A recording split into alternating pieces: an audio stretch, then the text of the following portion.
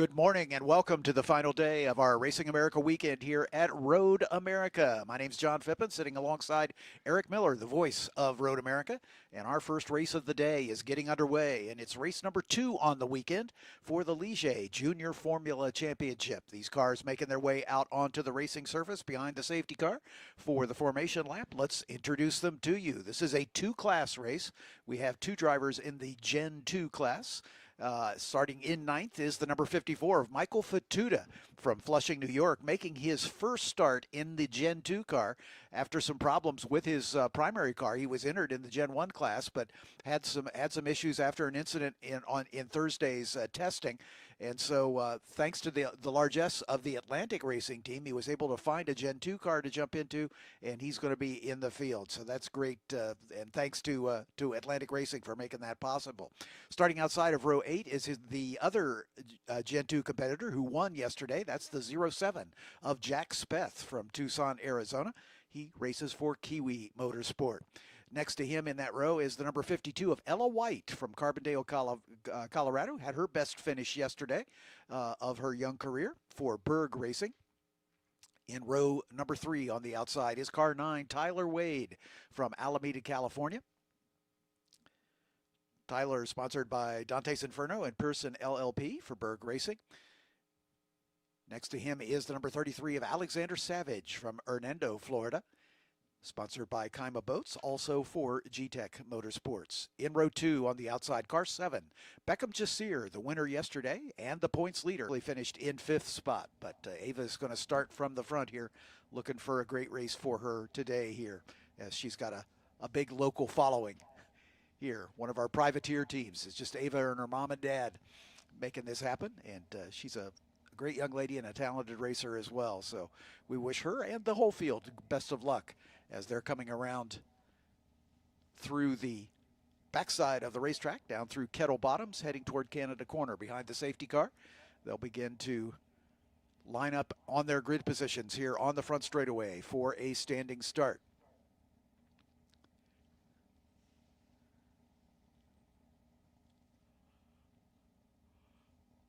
Lázaro Benote notched his 3rd podium of the season yesterday with a 3rd place finish in yesterday's first race. As we mentioned, A.J. Abdullah on the podium for the first time with a 2nd place finish for Berg Racing. Beckham Jasir taking his 3rd win on the season in 4 starts, stretching his points lead now to 37 points over Lázaro Benote. Truly Adams, who's not racing with us here this weekend, drops back to 3rd in the points table. Ava Hansen only 2 points behind him, so certainly in a position to move up into at least 3rd in the point standings here today, and perhaps higher. A.J. Abdullah did himself some good with that breakthrough podium finish yesterday, up to 5th in the points. Will Franklin, not here with us this weekend, is in 6th. 7th is Alexander Savage in the 33 for G-Tech Motorsports. Ella White had her best finish of the year so far in the number 52, finished in 4th, just off the podium. Same story for Tyler Wade in the number 9 for Berg Racing. One car coming on a pit lane here, John. His best finish on the season. As we understand, we do have a car. Michael Fatuda is going to start from the pit lane again because of the standing start issues. Again, he hadn't had a chance to practice the standing starts, and he stalled the car trying to come out of the pit lane yesterday. So they're going to ask him to start in the pit lane as well. He qualified last, so it's not a big issue for him, and hopefully Michael will be able to make his way forward in the pack. As the field lining up here on the front straightaway. You can see Fatuda pulling up to the pit exit there in the pit lane.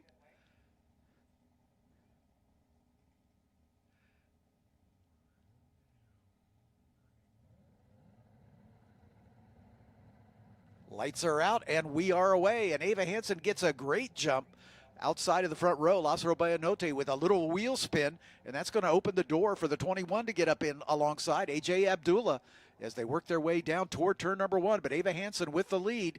Abdullah and Benote go side by side. Benote gets a nose ahead down into turn number 3. Abdullah right behind him with a little bit of a brake lockup. The rest of the field comes through. Trouble for Michael Fatuda once again, stalling the car, trying to get away from the pit lane.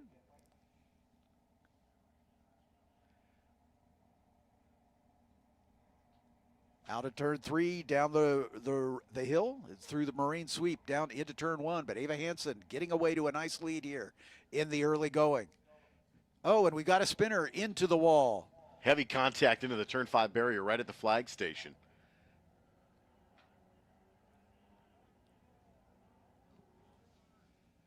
I believe that's Ella White. That's what we're hearing over the corner network, that Ella was the car involved. AJ Abdullah has been able to get in front of Lazaro Bayanote. And Bayanote, a big lockup for AJ once again. But Bayanote going the wrong direction. And the full course yellow has been called, as we're going to need to get some safety vehicles out there to assist Ella White.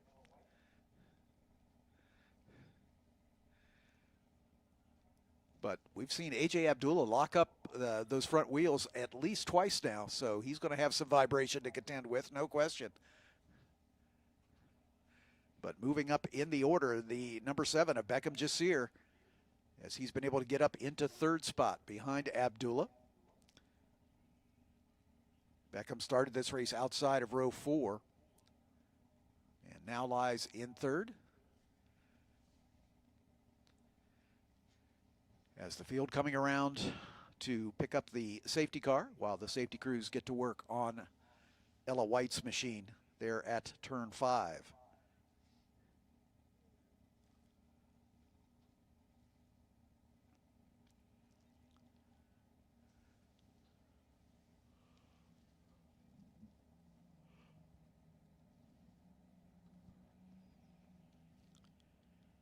Ava Hansen got a dynamite start away from the pole position. And Bayanote just a little too much RPM and had some wheel spin. And that allowed AJ Abdullah to challenge him into turn 1. Beckham Jasir able to take advantage in the run down the hill toward turn 5.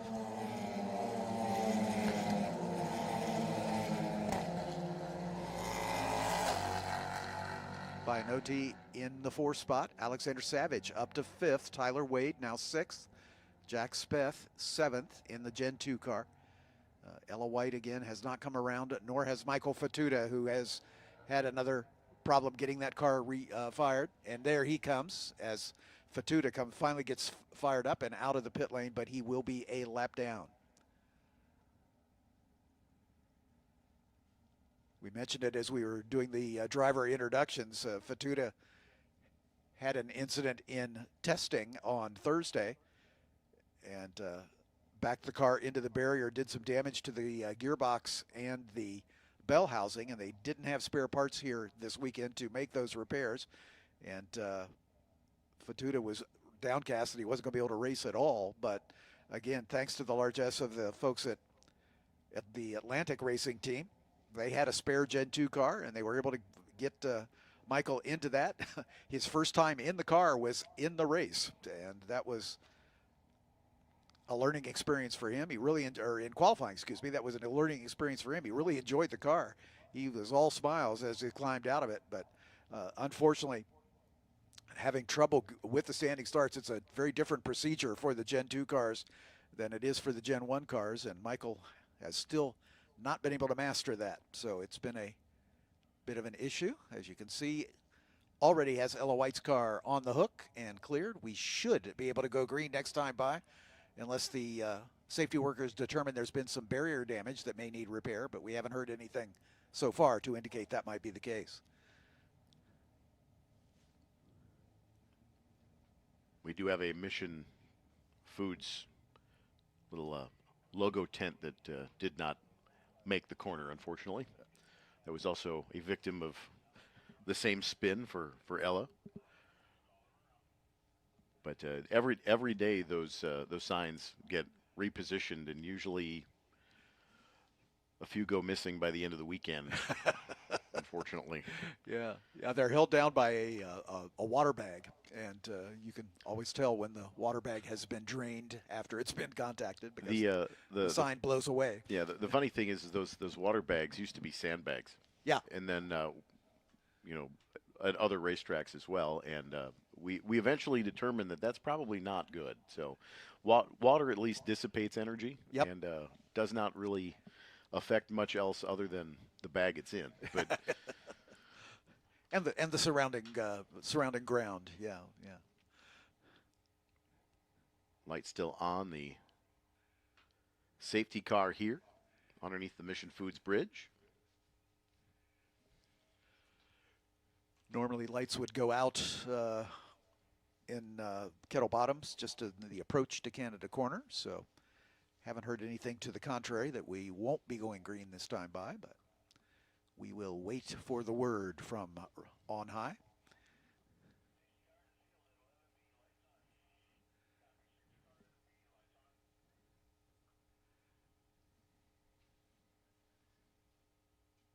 Lights still on the safety car, so it may be there is some barrier repair being done there at turn 5. Nope, lights just went out. There we go. This will be a single file rolling restart.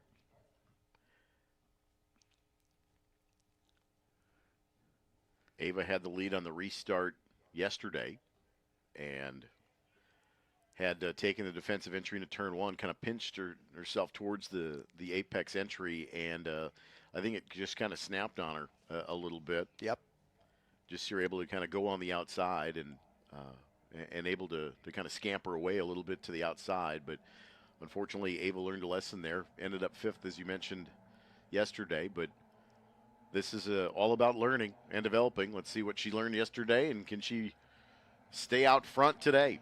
Green flag back out. TireRack.com Starters Bridge here at America's National Park of Speed. Welcome to Racing America and the Junior Formula Championship here in Elkhart Lake. Down the hill toward turn number 1. Ava Hansen in the lead. AJ Abdullah in second. Beckham Jasir in third. Right behind him, Lázaro Bayanote. Oh, and a spinner again as we've got another car going around. I think that was Tyler Wade, but I'll have to check that. As they work their way down through, the rest of the field works its way down through turn 3. Driver was able to keep that car out of the barrier, so we should be able to stay green here. Actually, I think that was Alexander Savage. That is Tyler Wade. Yeah, it was Taylor Wade. Yep. Okay, that's good. I was right the first time. Hansen by about 2 car lengths into 5. Clean air, going to help a little bit. Yep. Much more denser air today with this cold weather. Wind still out of the north. Weather coming from the west as we look at the radar, and our hope is to escape any liquid sunshine. Once again, big lockup for AJ Abdullah. He's going to have to fight that this entire race now, as once you get a flat spot on that tire, it becomes square basically, and it wants to, every time you put on the brakes, it hunts for that same spot, and it just makes it worse and worse. Look at Ava getting away here. Great job for the local driver. Ava, a 15-year-old out of Elkhorn, Wisconsin, on debut here this weekend.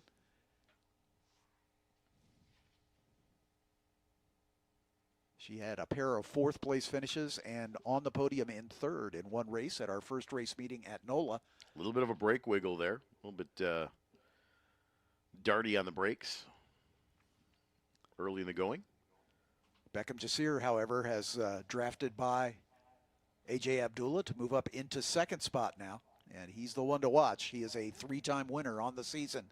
And here comes Lázaro Bayanote as he tries to make the move on Abdullah, not able to close the deal. But that battle for 2nd is the best one right now.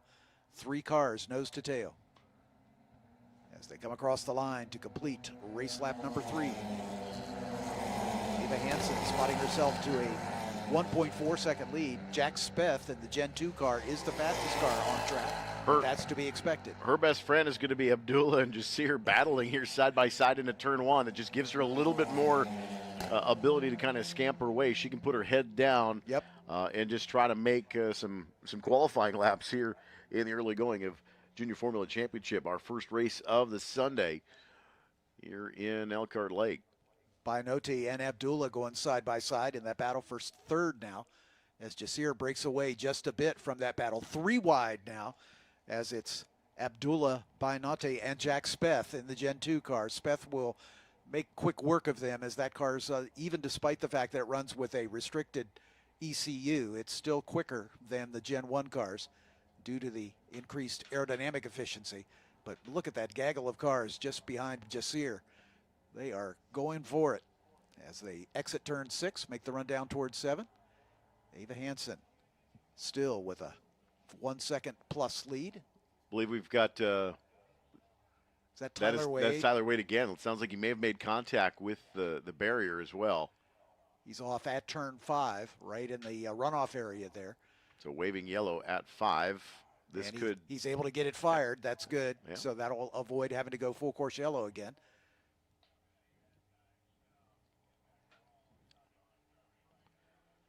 Beckham Jussier there in second. Now Jack Speth up to third in the Gen 2 car. About a third of the way through this race, 30-minute timed event. Yep.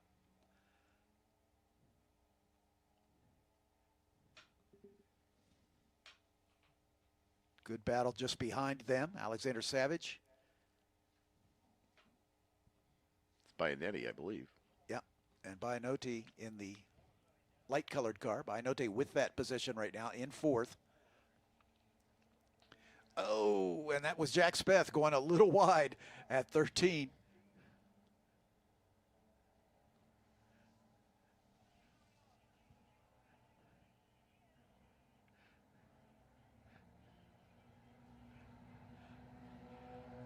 So it's Hansen across the line.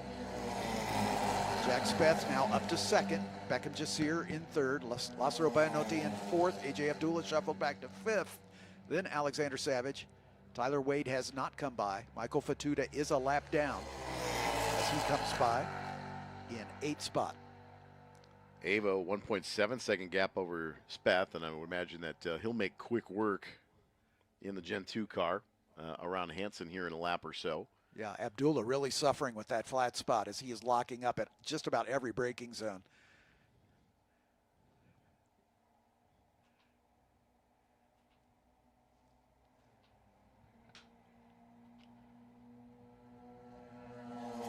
Beckham Jussier kind of losing touch a little bit with the back of Speth, and he could use Speth to his advantage, try to get a little bit of a toe to try to bring him back up to Ava. Yeah, exactly right. But that gap is really stabilized between Ava and Jussier here. The top two steps on the podium so far in G1. Down into turn number 8 as they hustle down, hurry downs. Jack Speth challenging for the overall lead would be unusual if the Gen 2 cars do not make their way to the front. As in all three of our races at NOLA, the Gen 2 cars were at the front of the field by the end of the 30-minute race, as we are approaching the halfway point right now. We have a dry racetrack. There's certainly some weather in the area as we left the hotel this morning in Sheboygan. It was very damp, shall we say, and actually saw some lightning earlier on. That's the only thing that can either standing water or lightning is the only thing that can shut us down. If we have cloud to ground lightning, there is an 8-mile radius. If we have a lightning cloud to ground or lightning strike within that 8-mile radius, we have to suspend operations for a 30-minute timer. So should we have active lightning, that could shut us down as well. But other than that, we race, rain, or shine here on Road Racing Circuits. Jack Speth getting the run on Ava, and he will take over the top spot. But again, they're in two separate classes. Ava is still leading the Gen 1 class. And now the battle for second in Gen 1 between Beckham Jussier and Lázaro Bianotti. The Argentinian right on the rear wing of the points leader. Bianotti now second in the points, but he's got a 37-point deficit. He needs to get in front of Jussier if he wants to narrow that gap. These drivers will have two races this day, this final day of our Racing America weekend here at Road America. So rounds 2 and 3 to be contested. Battle for that second and third spot. Bianotti dives to the inside at turn 5. Beckham Jussier goes a little wide and gets a little better momentum and is able to retake that position. Bianotti right behind him.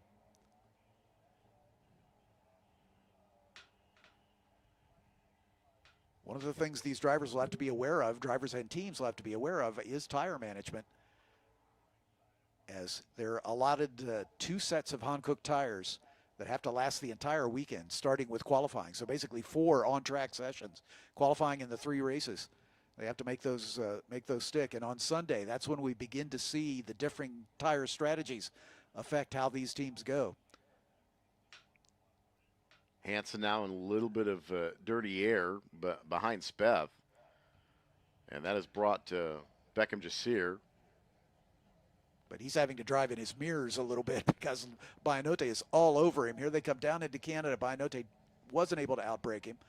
A.J. Abdullah, an early contender for the lead here, has faded just a bit as he's having to nurse that flat spot. My question here is it me or is it Speth doesn't seem to have as much pace as you would expect in relation to this G1 field directly behind him? It seems like that car is a little bit muted, perhaps. I would have kind of expected him to gap Ava here, and it almost in the twisty bits almost seems to be holding her up a bit. Exactly right. Yeah, she's having to deal with the disturbed air coming off that front car, and that's compromising her a bit. And side by side, Bianote and Jasir, but Jasir able to hang on to that spot. That's brought them right up on the back of Ava Hansen, so it's now a 3-car battle for the lead. Saw a great battle for the lead yesterday, late in the going after the restart. Ava and Jasir side by side, which resulted in Hansen spinning, dropping all the way back to 7th, raced her way back to 5th. But throw a blanket over the top 3 here in G1. Hansen by a half a car length over Jasir. She's going to take a defensive line up the hill in the 6th. Jasir peeked to the outside. Smart racecraft there from Ava Hansen. Just kind of run in the middle of the road. Yep. Not blocking. Didn't make any reactionary method. Just she picked her line and right stuck with it. Jasir just showing a fender, trying to let her know that he's there. But he appears to be a little quicker, I think. And so Ava's going to have to mind her defensive driving skills. I think her car a little bit more comfortable in the clean air now that was in a little bit of that dirty air. I think that upset the balance a bit for a lap or 2. She was about 4 or 5 car lengths ahead of the group leading the field. But it looks like now that Speth is getting away at the front, she's starting to pull ahead again. She's starting to pull ahead again. Yeah, I think she's getting in that zone. About a second behind is when the disturbed air really is a problem. And Bianote is really helping her basically by harrowing the 7 of Beckham Jasir, the points leader. And he's having to be a little defensive in his own right. And his attention swung between racing ahead and racing behind as his car gets a little squirrely as he gets on the power coming into turn 14. As we're about 20 minutes into this, a third of the race still remains.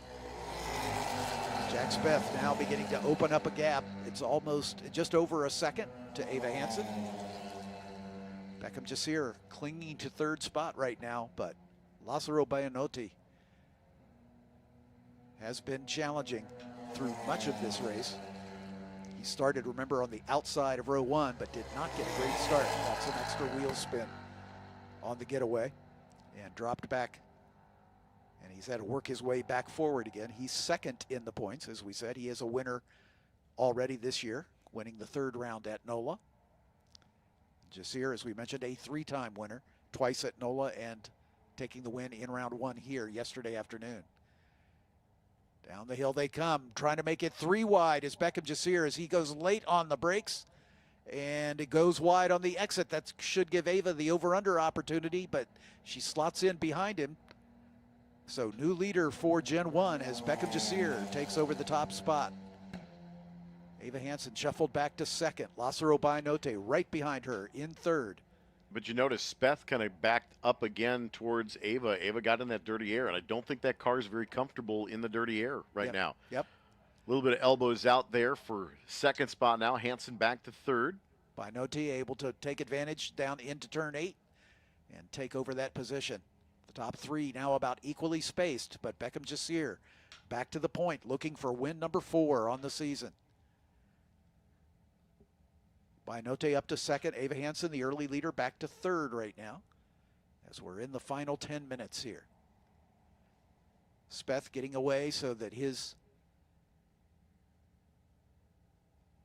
disturbed air may be less of an issue, but let's see if Bainote is going to be able to hang on. Ava had a dart a little bit to driver's left there coming into 12. Looked like she had kind of anticipated going a little bit deeper into the corner, but Bainote a little bit early, shading to the right a bit. It's going to cost her a little bit of a run out of 14.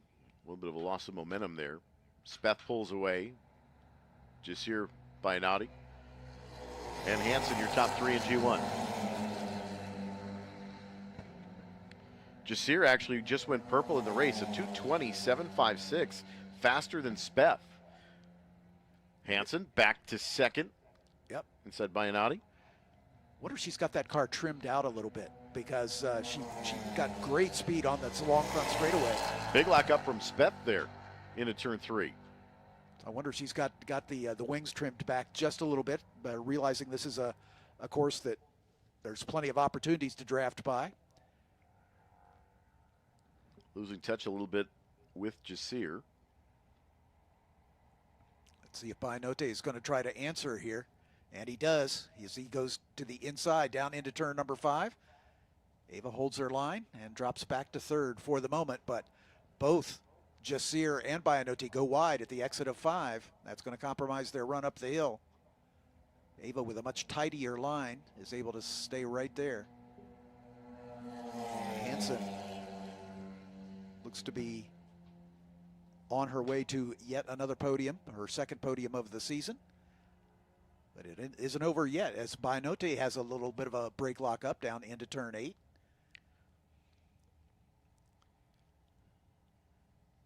Decidedly different entries into the carousel.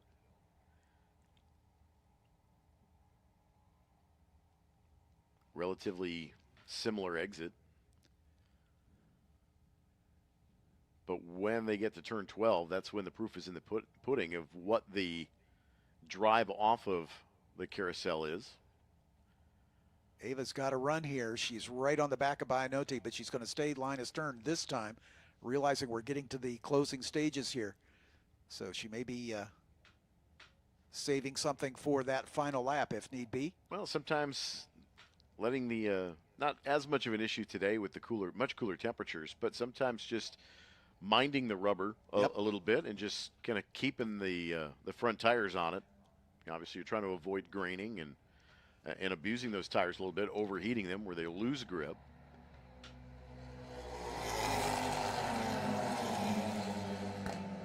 I do believe that you're correct, John. I do believe that she's got that car trimmed out for the longer straightaways.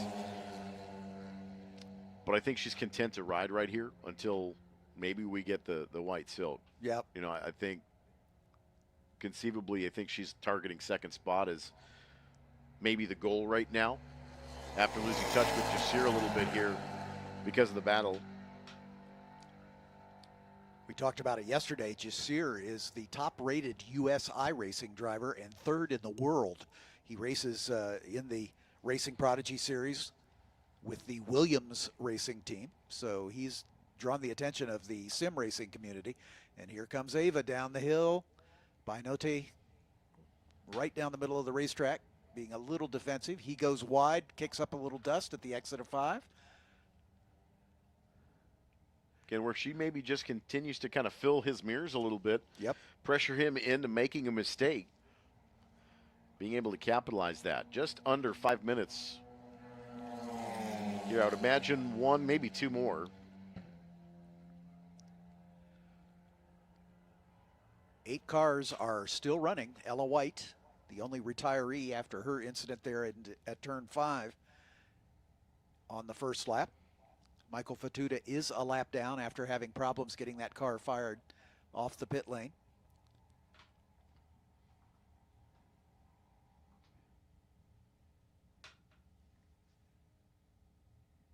Just 5 minutes remaining on the clock here of this 30-minute timed race. Race number 2 on the weekend. Race 3 will be this afternoon. In fact, these drivers will be hosting the fan walk coming up at 12:10 this afternoon. If weather permitting, if we don't have liquid sunshine to disturb the festivities. That's the plan anyway. And you'll have a chance to meet these drivers. Get an autograph or a selfie or two. Ava putting a little pressure on the exit of 13. And again, she's got a good run here.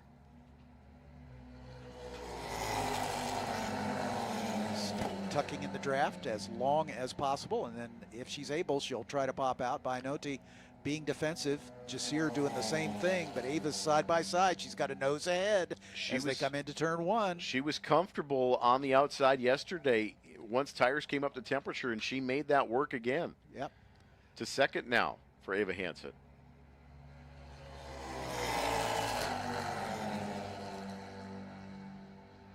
Once again, Beckham Jasir having set fast lap of the race. In fact, he reset fast lap of the race with a 2:20.168. And that, not quite lap record pace. Gaston Irasu set the lap record for the class a year ago at a 2:18.2. So we're not quite there as far as ultimate pace here.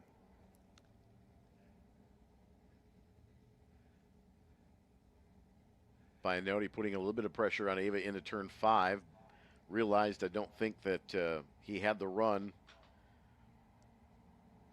And now line of stern right on the gearbox of Ava Hansen. That battle for second spot. Underneath the Motul Bridge to the carousel. Conversation between timing and scoring and race control. It's going to be really close as to whether we're going to see the white silk this lap or next, and right now they're saying next, so looks like we've got 2 more laps to go.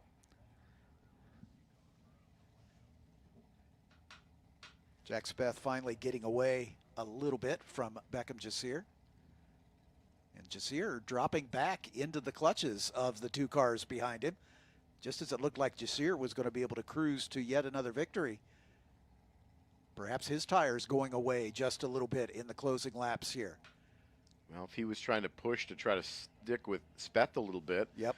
And if Speth isn't quite up to full song, maybe saving his tires as well. Yep. Because obviously we would expect that 07 car to kind of pull away. And we are seeing the white flag, so that decision went in favor of earlier rather than later. So a lap to go. Jasir being defensive, weaving his way down the front straightaway, as long as he settles in by the time they get to the braking zone. But Ava's right on his gearbox again. She's trimmed that car out, and she is right there. This one is not over yet. Over the tire rack tunnel, down into turn 3. It is anybody's ball game at the front of the Gen 1 class.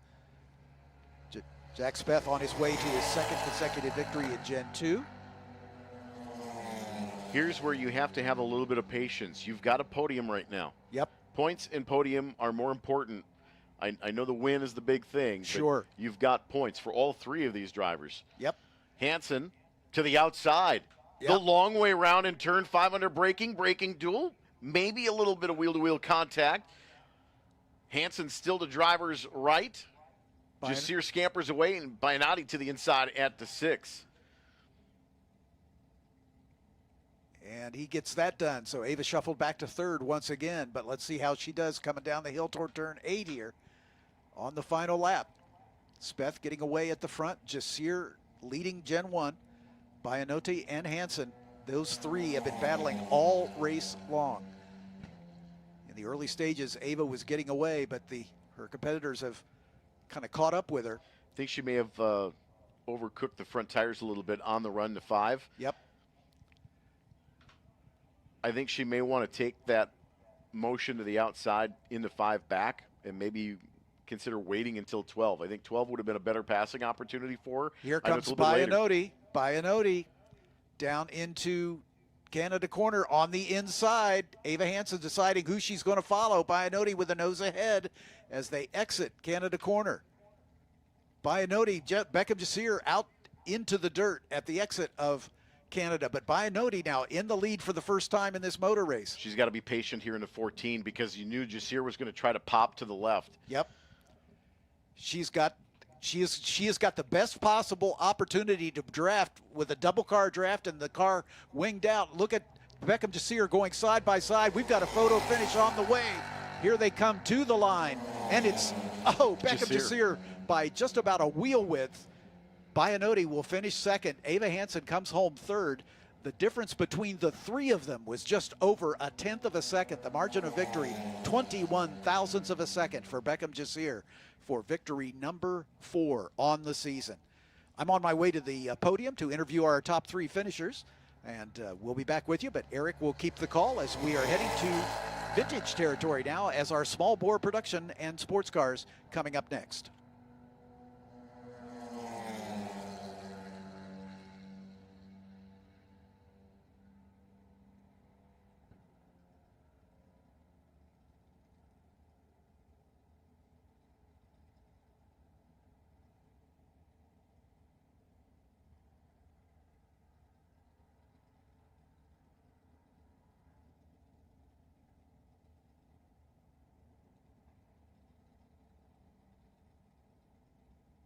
Road America would like to recognize our 2026 season corporate partners, our landmark sponsors, Sargento, Motul, Corvette, Mission Foods, Palermo's Pizza, Briggs & Stratton, Brown County Austin Straubel Field, TireRack.com, WeatherTech, and SeaTech Cabinets. Our entitlement sponsors, Expel, West Bend Insurance, Bank First, Bring a Trailer, and Kohler Credit Union. Our food and beverage partners, Mission Foods Tortilla and Chips, Sargento Cheese, Cedar Crest Ice Cream, Lakeside Pepsi, Torquay Coffee, Carbless Cocktails, Molson Coors, Pritzloff Wholesale Meats, and Plank Road Distillery. Our fire and safety sponsors, Jefferson Safety, AMR, Crete Trucks, Bobcat Plus, Wheelan Engineering, Safety Clean, and Soundhouse Hearing Protection. And our partner organizations, Quick Trip, Spark Ops Fabricators, Wisconsin Lighting Lab, Sign Me Up, Skag Power Equipment, Yamaha, H&R Springs, Jim's Golf Cars, Mulch Express of Wisconsin, Catalyst Exhibits, Sheboygan Chevrolet, Third Coast IT, Eden Valder Stone, Clean Tools, Collins Classic Auto, The Walbeck Group, Speed Seat, Wisconsin Lottery, N-Tech Solutions, Smith Oil, Meekum Auctions, Teetz's Piggly Wiggly, McMahon Engineers and Architects, RaceQuip, CertaPro Painters, and Kunis RV. Our 2026 corporate partners at America's National Park of Speed. If you need some help getting around today, look for the shuttle flags located around the property at designated pickup points. Shuttle runs daily from 7 a.m. to 4 p.m., making it easy to get where you need to go. Shuttle service proudly sponsored by Throttle Stop of Elkhart Lake. Are you looking for an affordable place to stay for the races? Well, why not stay here at the track? Whether you need lodging for one or a group, we have the best options for race fans. It'll save you time and money when visiting us here at Road America. Check out roadamerica.com/lodging for availability and pricing. If you need cash, you can use your ATM card at the mobile ATM located in the paddock area, at the Gearbox, and at Road America's Paddock Shop. Road America encourages all event participants to help keep America's National Park of Speed clean by utilizing Safety Clean recycling stations for your vehicle fluids. Safety Clean recycling stations are conveniently located throughout the paddock area. Also for today, don't forget Club FR, drifting, some high-energy solo runs, tandem sessions, plenty of tire smoke. Drivers from across the Midwest and Canada showcasing a wide mix of Japanese, American, and European builds. Fans also have full access to their paddock, so you can meet the drivers, check out the cars up close, and experience a different kind of horsepower. From 10 a.m. to 12:30 a.m. this morning, and then 1:30 to 6 o'clock this afternoon, Club FR Drifting. A fun new twist to an already packed weekend here at America's National Park of Speed, so make time to stop by the Briggs & Stratton Motorplex and check out Club FR Drifting here at Road America. Getting set for podium celebrations in just a few moments. We'll send it down to John Phippen in a few moments when we're ready to celebrate our podium for G1 and G2 in the Junior Formula Championship. Plenty of Racing America SVRA action yet to come today. our third sprint races for each of our race class groups.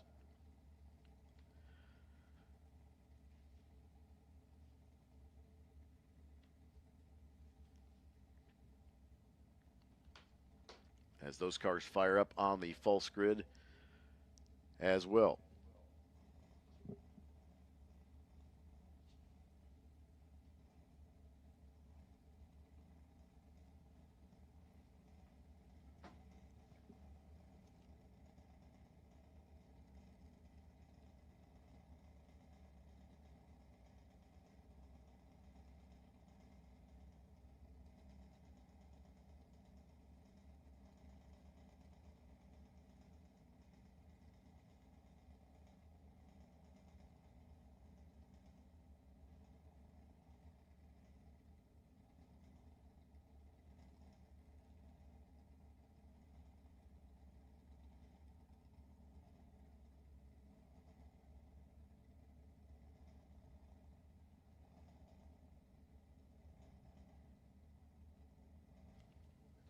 Looks like John has arrived to victory lane.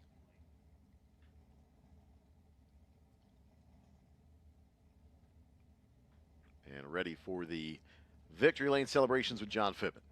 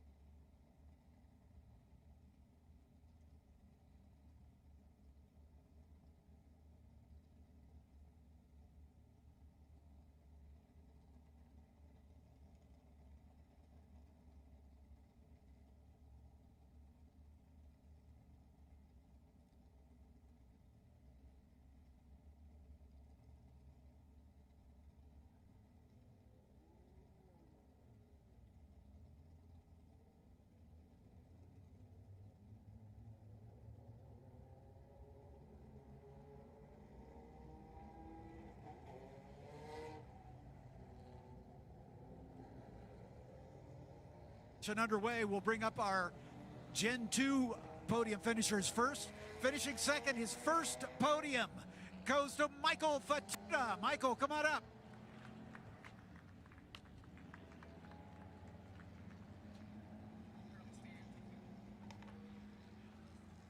Right here, Michael.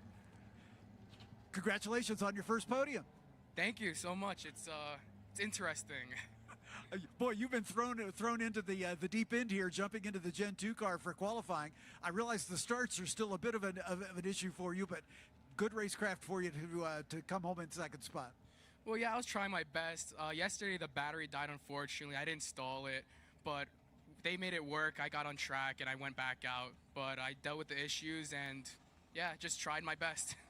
Anybody you'd like to thank? I'd like to thank my father, my team, Gary, and especially my driving coach, Italo, for helping me out this weekend, and especially the Atlantic team for helping me with the Gen 2. Awesome. Well done. Michael Fatuda, your second place finisher in Gen 2.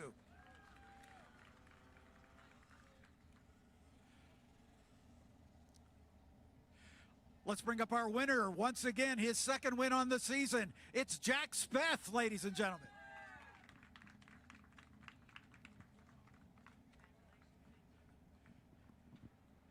Jack, well done. Once again, my friend, you finally got all the way to the front. Yeah, amazing race. It was a lot harder with the cold conditions, cold tires, cold car. But right when I found my rhythm right there at the end, they all started battling, and I got a good gap. Anybody to thank? I would like to thank my team, Kiwi Motorsports, Brock, Jackson, Tina, and my parents. Congratulations, Jack Speth, win number 2 on the season to go along with 3 other podiums. And he is the new points leader in Gen 2 competition.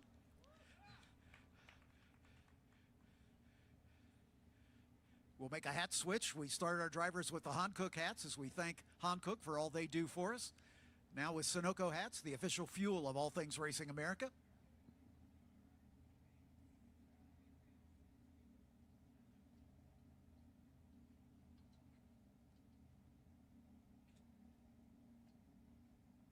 And one more set of hats. Ligier hats for both of our drivers. Again, Ligier, the provider of the chassis for all 3 of our championships.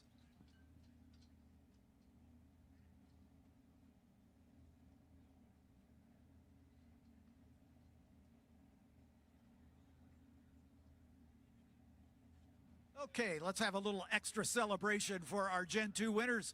Jack Speth from Kiwi Motorsport, Michael Fatuta from G-Tech Motorsports with an assist from Atlantic Racing.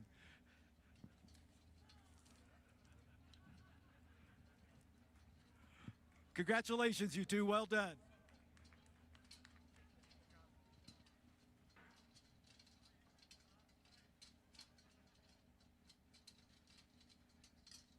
Thanks, gentlemen. Let's move on with our podium for Gen 1. After a brilliant race, all race long, let's hear for Ava Hansen from Ava Hansen Racing, ladies and gentlemen.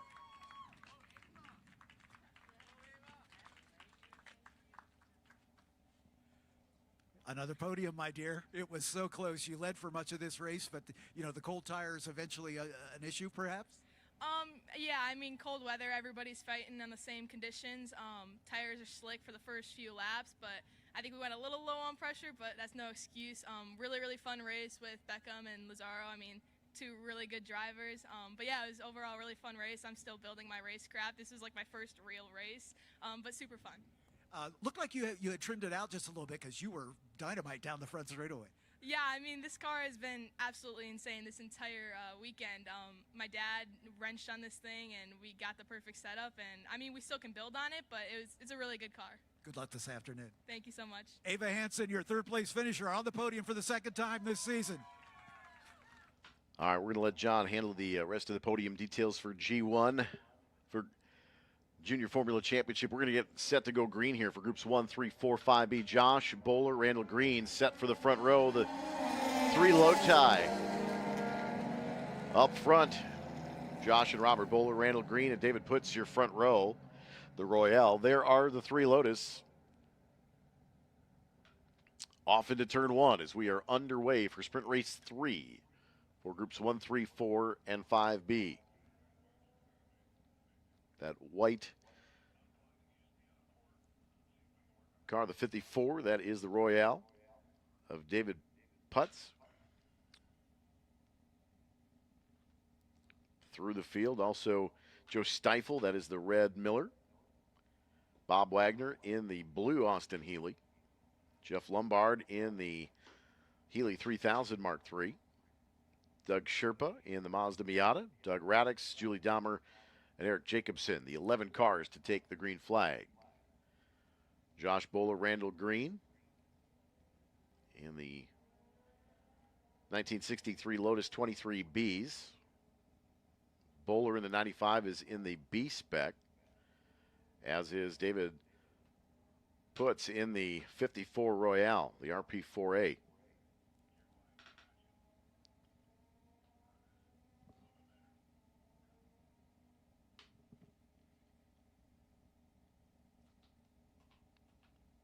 But it is quite the Lotus affair out front overall in the motor race. Working lap number 1 here in groups 1, 3, 4, and 5B in the Racing America with SVRA. And we are starting to see bits and pieces of liquid sunshine starting to fall on the race course.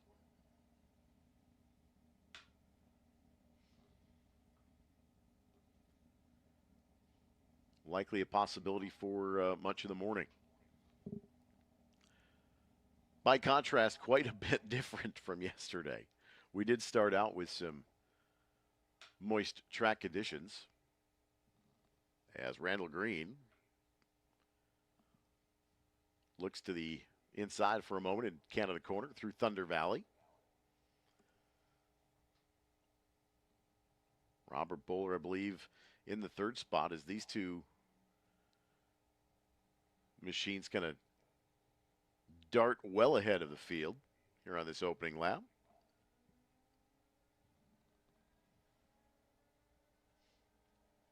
But would generally believe that we'll start to see some dots connecting as the raindrops start to fall as well. Nothing here on the front stretch in front of us just yet, but on the backside of the race course, pretty heavy cloud cover on this Sunday morning. I talked about this last night at the Sheboygan County Fair Park,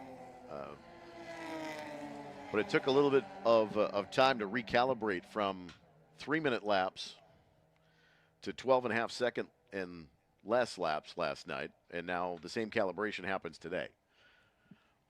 Quite a departure in lap speeds, for sure. Doug Radix goes by in the Silver Arrow here on the start-finish line.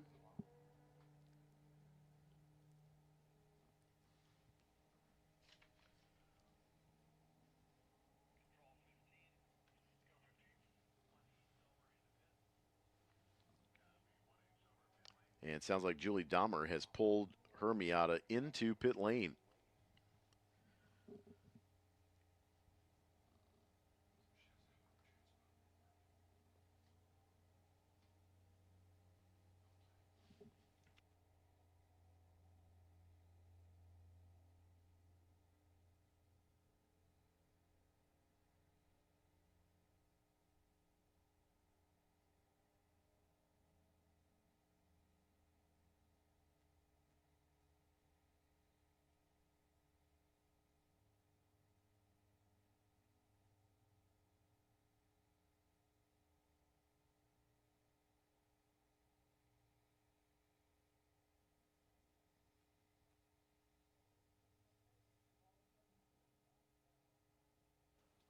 Josh Bowler working lap number 2. Randall Green and Robert Bowler, the top 3 cars, all Lotus 23Bs, all with the green and yellow traditional Colin Chapman Lotus colors.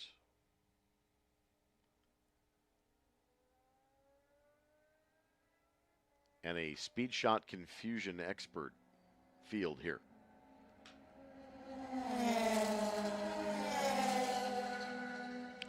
Bowler a 236.4 in the Group 5B spec.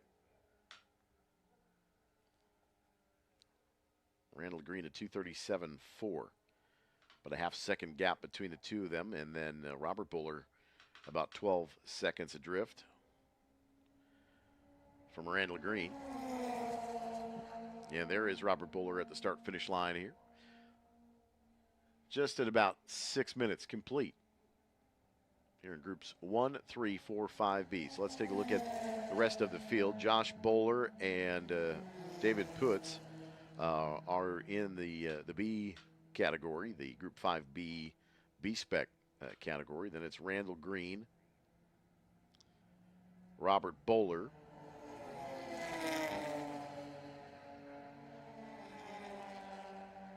in the B modified. And then in Group 4, it is Joe Stiefel. That is the 62 Miller Sport. And then we get into the Group 3 cars of Jeff Lombard in the Healy, Bob Wagner in the blue Healy, Doug Sherpa in the Spec Miata, Julie Dahmer second in the Spec Miata. And then in Group 1, it is Doug Radix and Eric Jacobson in the Healy Sprite.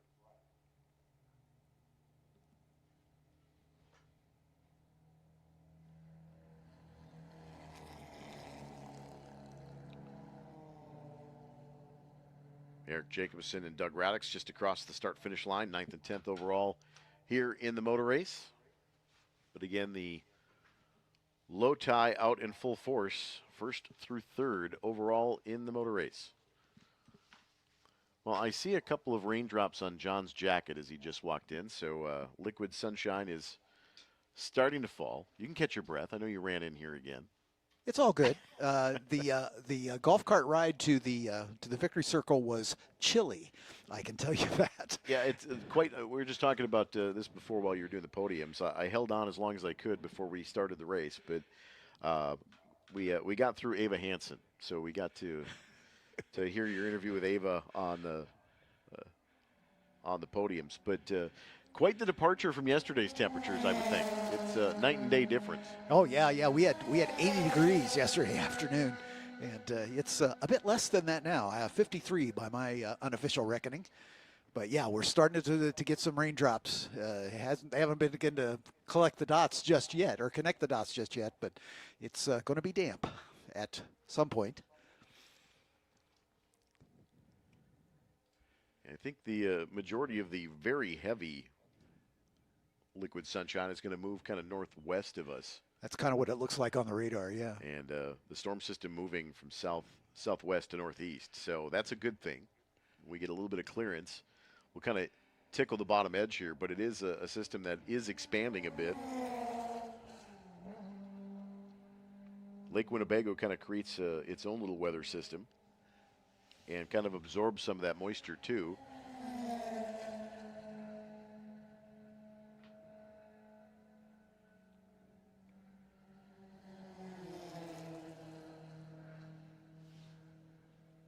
Only one retirement thus far here in the race, and that is Julie Dahmer in the 18 Mazda Miata. So 10 cars out of our 11 cars still running. Josh Bowler completing lap 3 just a few moments ago, a 2:33.351. The two Healey's having a nice battle. Yeah, Jeff Lombard in the front in that green 622. Bob Wagner in the dark blue number 50. Having a nice battle for 6th and 7th. No other positions in close contention here as the 3 Lotuses, or Loti, our ongoing decision as to how we're saying Lotus plural. I have no idea if that's even the proper term. I think it's not, probably. It's probably not, but it fits. It's apropos, right? As I said yesterday, Robert Bowler in the 96, who's currently running in 3rd. His team is Lotus Lane Racing, so I think that's nice.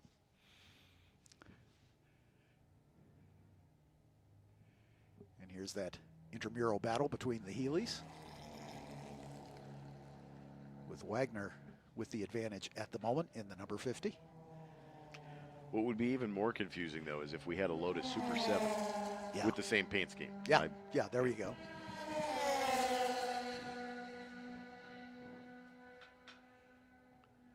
Around the 591 of Eric Jacobson. That is a Healey Sprite. So he's the last car on the lead lap, just now going a lap down as the 2nd place runner. Just past halfway. Yep. Randall Green working his way past the Healey as well.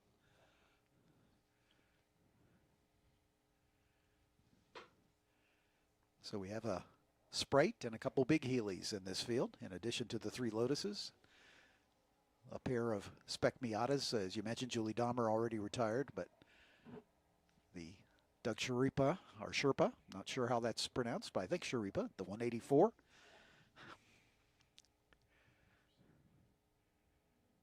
Doug Radix in that beautiful old 1955 Mercedes-Benz 190 SL.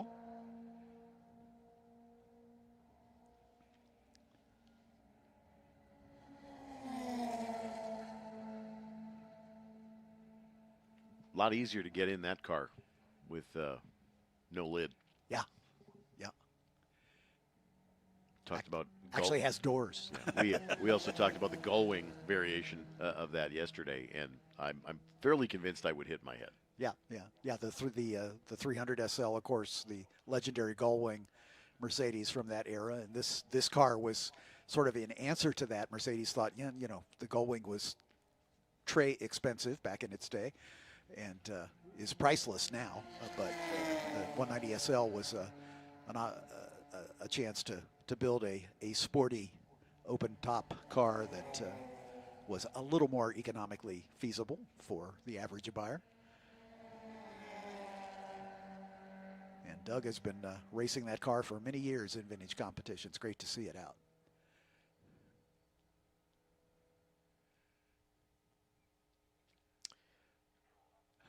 Had someone tell me last year, I think it was during our fall vintage weekend here, had a champagne taste with a Pabst Blue Ribbon budget. I thought that was pretty fitting for vintage weekends. I noticed Randall Green's headlights flashing. I thought he was flashing them when he was overtaking that Sprite. I thought he was doing that on purpose. I think that's actually... I think it's Lucas Electrics is what I think. Yeah, yeah. John Lucas, known as the Prince of Darkness in Great Britain. Yeah. Yeah, it could also be if they've upgraded to LEDs. LEDs will flash like that with the high-resolution cameras. Yep, that's true. That's true. Because it looks like there's 6 bulbs in there, which looks kind of more like an LED pattern. Yeah, that's probably what's going on. People at the racetrack say, those lights aren't flashing. What's the matter with those people? It's a video deal. It is a refresh rate and sync rate. That's right. All right, you can definitely tell in our cameras now that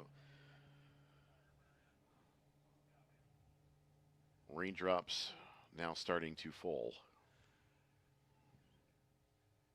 Oh, and we got a spinner. That is, I believe, the 31 of Joe Steifel. That is the Miller. Yeah, the Miller Sports Racer. Again, maybe the dampness I would imagine catching him out. Yeah, I would imagine so. Not a lot of grip for the Millers. They're short wheelbase cars. Yep.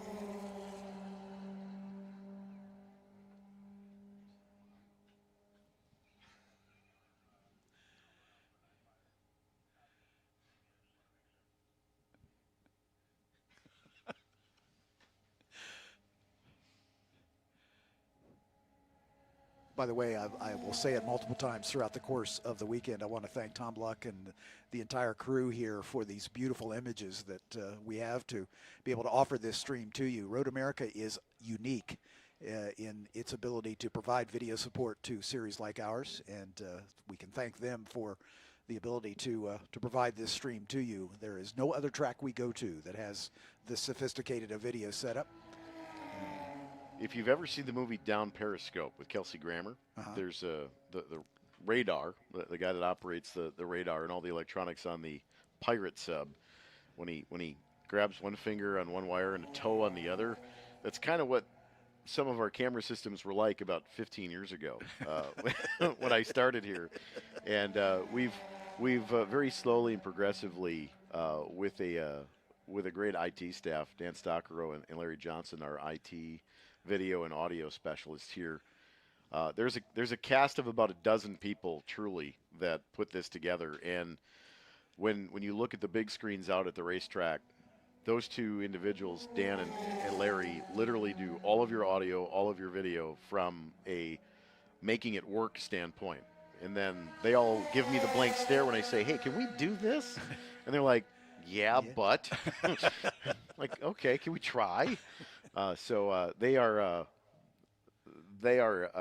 an amazing staff to get to work with. Larry gets to go on the road with and does a lot of work with IndyCar, and he's on his way to Detroit to set up for the Detroit Grand Prix with the NTT IndyCar Series. Of course, we'll be here Father's Day weekend at Road America, but we're very blessed here at Road America. You know, from everybody from the ticket takers all the way up to Mike Kircher at the front office. This is a great place to work. It's a family, and anything that's needed, they just dive in. And looking at always reinvesting into the facility, of course. And part of that has been the addition of the speakers and the big screens and new big screens, refreshed. As the white silk is out here at the start-finish line for Doug Radix, running 9th overall right now. So we're just about ready to conclude this one. Leaders in the backside of the race course, but Dan and Larry make this show work. I think Ryder was out here yesterday. But Caitlin's working some cameras yesterday. We've got some new air talent coming at student at Penn State. Looking forward to having Sarah Nassif with us most of the summer. She's in the Belisario School of Journalism at Penn State and wanted to come work here. So we'll give her an opportunity and teach her a few things, and I'm sure we'll learn a few things from her too. Sure. But this staff is amazing, and this 10x6 glass case of emotion that we sit in every weekend, there are worse things that you could be doing on a Saturday and Sunday afternoon than being at the racetrack. So give me an IV of coffee and a couple of bottles of water and some race cars, and I'm good for a couple hours. Absolutely. Pace is definitively slowing down on the backside of the racetrack. Yeah, Josh Bowler definitely backing down on this final lap here. And it's Randall Green is licking his chops, thinking he might have a chance to draft by on the final lap. What's a little bit funny about this is the white flag coming out a little early, I think, because of the liquid sunshine here with the 20-minute distance. But the pace has generally slowed down enough that they may get pretty close to 20 minutes with the timing here. Final climb up the hill for Josh Bowler. Started from the pole, has not been headed. Randall Green started in row 1 as well. And the double checkered flags here on Sunday. Josh Bowler takes the win. Randall Green in second. Robert Bowler a distant third. Still working his way around the backside of the racetrack.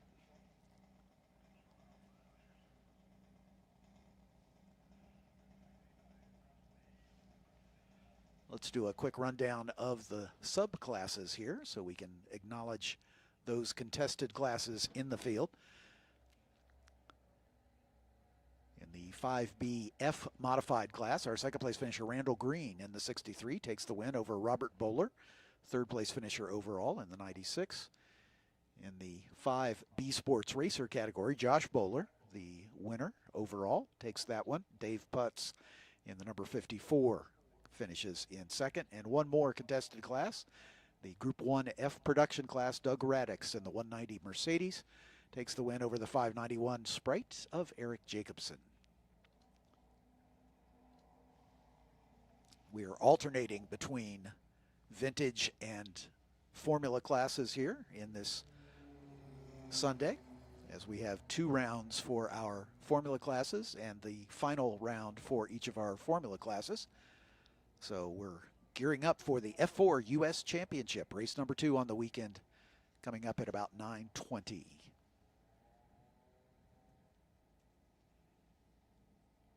Invite fans to visit the Fan Zone. Style Aesthetics is here, and they're set up on the main drag near Victory Circle. Fans at Road America can purchase Racing America, SVRA, Trans Am, and the new line of Formula apparel this weekend. Stop by and pick up your favorite race series shirts, hats, and other gear. You're already in the fast lane. Now you can get the t-shirt. Garage Living, the official garage makeover company of Racing America, transforms garages into high-performance, fully customized spaces that reflect their passion of automotive enthusiasts everywhere. Driven by precision, craftsmanship, and attention to detail, just like in racing, Garage Living creates spaces worthy of what you love to drive. Garage Living, the official garage makeover company of Racing America. Mission Foods, proud to be the official tortilla and tortilla chip company of Racing America. Fully loaded tacos, fast wraps, piled high nachos, whatever you crave, Mission has the products you need to take your race day to the finish line. Now that's too fast, too tasty.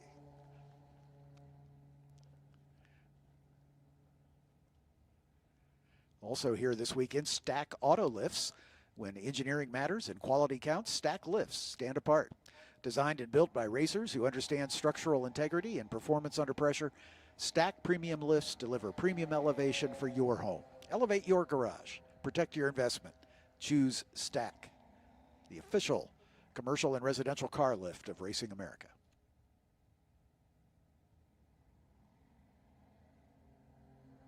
One other vendor in the fan zone is Ticers Live, providing specialized insurance solutions for global entertainment and sport industries.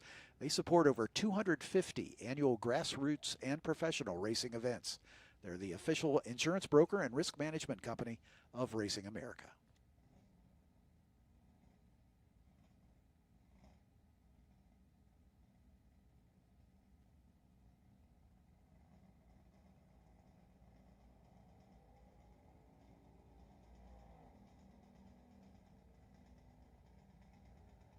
Safety car is heading out to do a reconnaissance lap to report back to race control about the track conditions as the sprinkles continue here.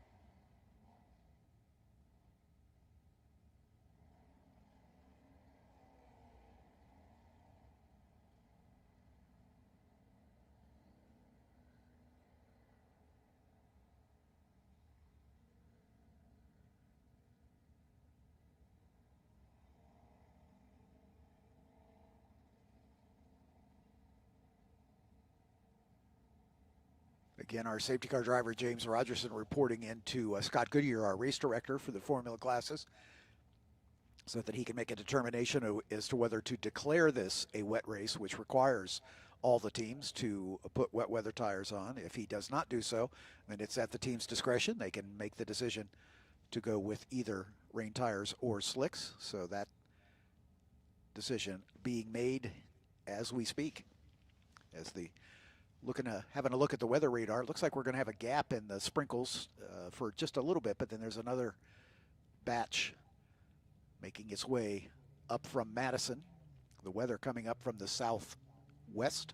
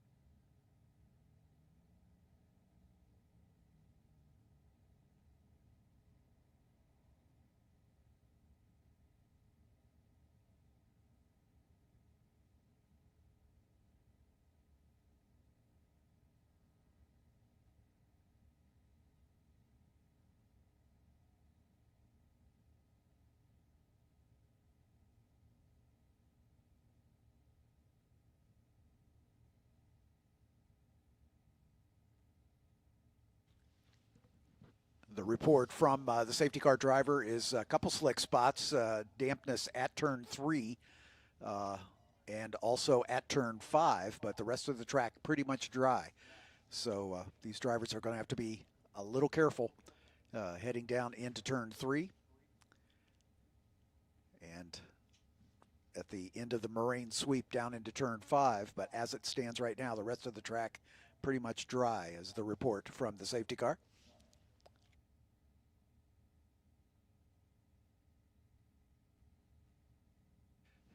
And because of that that mixed conditions, and the first time we've had a damp track all weekend, we've been here since Thursday with some testing on Thursday, and then racing of practice and qualifying Friday, racing yesterday.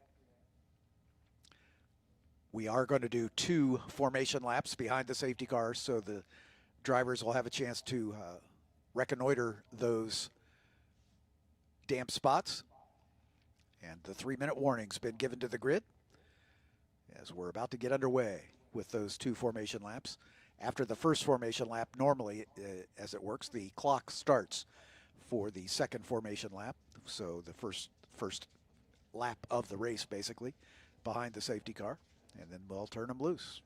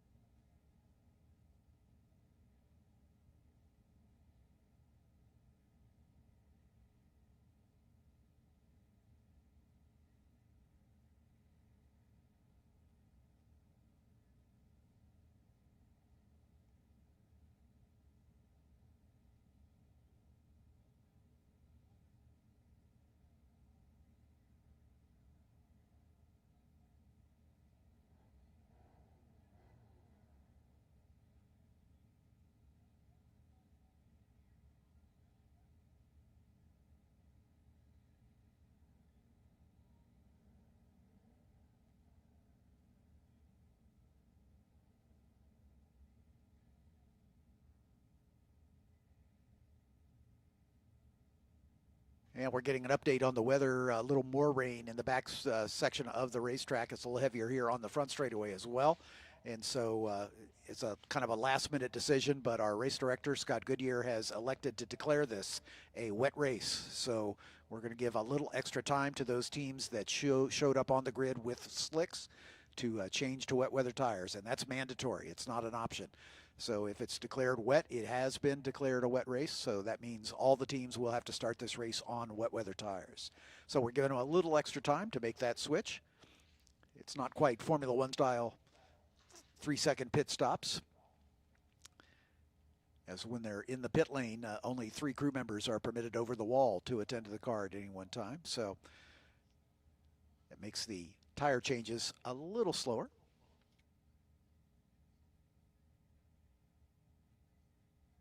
Yeah, we can see a couple of the teams ready to go. You'll find that a lot of the knowledgeable teams, if that's a game time decision, they'll come to the grid with 2 sets of left side wets and right side dries, so they only have to change 2 tires either way. After the decision is made. So.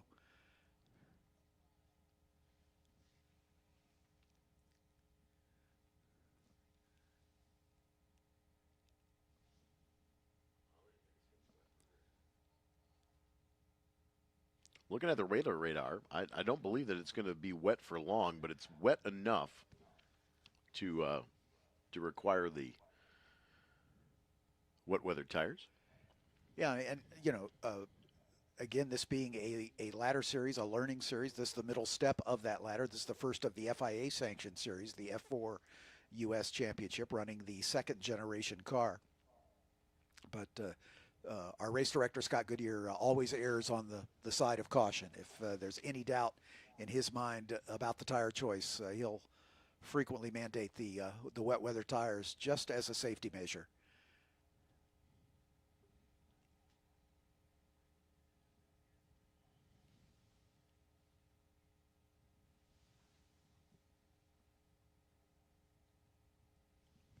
See a little bit of a scramble there.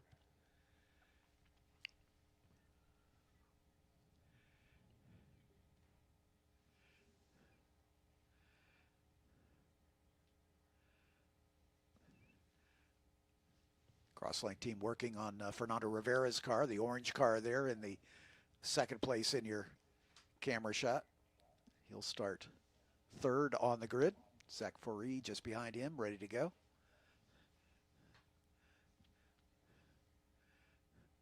Clemente Huerta, another of the drivers who is good to go in the Speed Factory machine. Right behind him, Luca Day working to get those tires changed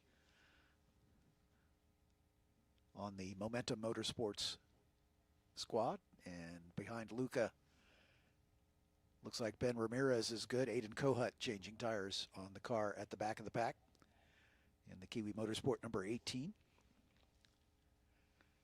Our pole sitter, Gaston Irasu, just out of the shot, off to the left of your screen. Yeah, there we go. Thank you, Tom. It's magic.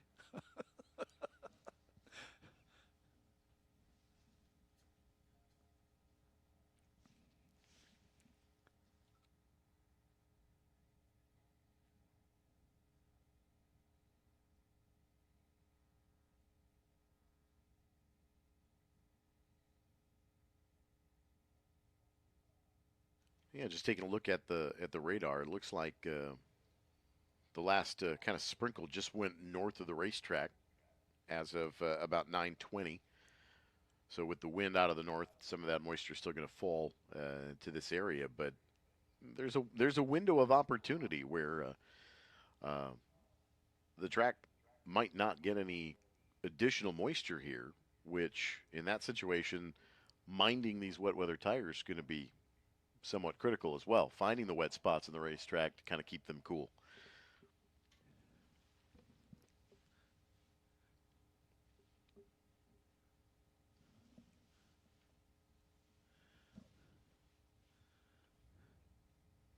Looks like almost everybody ready. Got about 3 minutes on the grid here. Yep. So 3 minutes has been given. Yep, just went to the 3-minute board.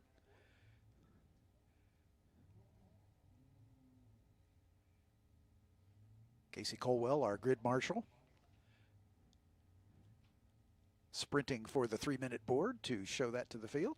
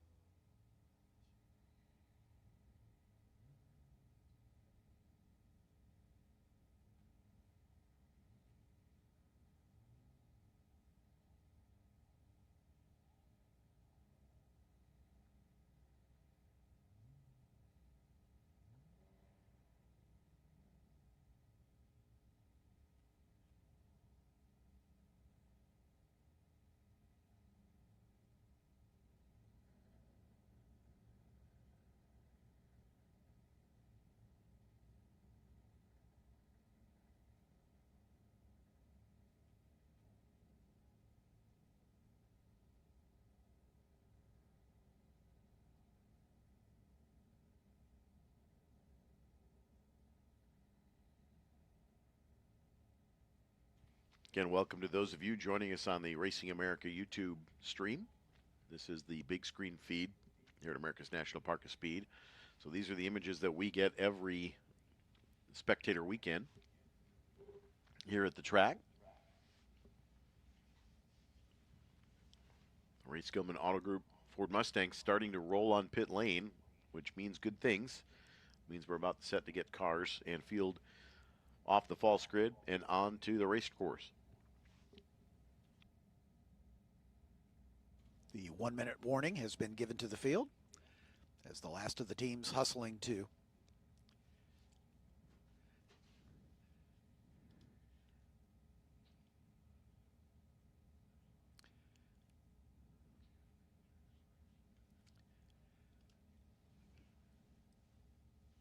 looks like everybody has completed the tire change. Aiden Kohut, the last team to get it done. And they're ready to roll. Still doing two pace laps behind the safety car. And we are rolling out of the pit lane. Let's introduce them to you. 8 cars coming out. In row 4 on the outside, the number 18 of Aiden Kohut. Aiden, a 17-year-old out of Plano, Texas. One of only 2 American drivers in the field for Kiwi Motorsport. This is his first season racing with us in the F4 Championship. Alongside a debutante this weekend, Ben Ramirez in the number 32. Ben is a 21-year-old out of Whittier, California. He's sponsored by the U.S. Air Force for Race Motorsports.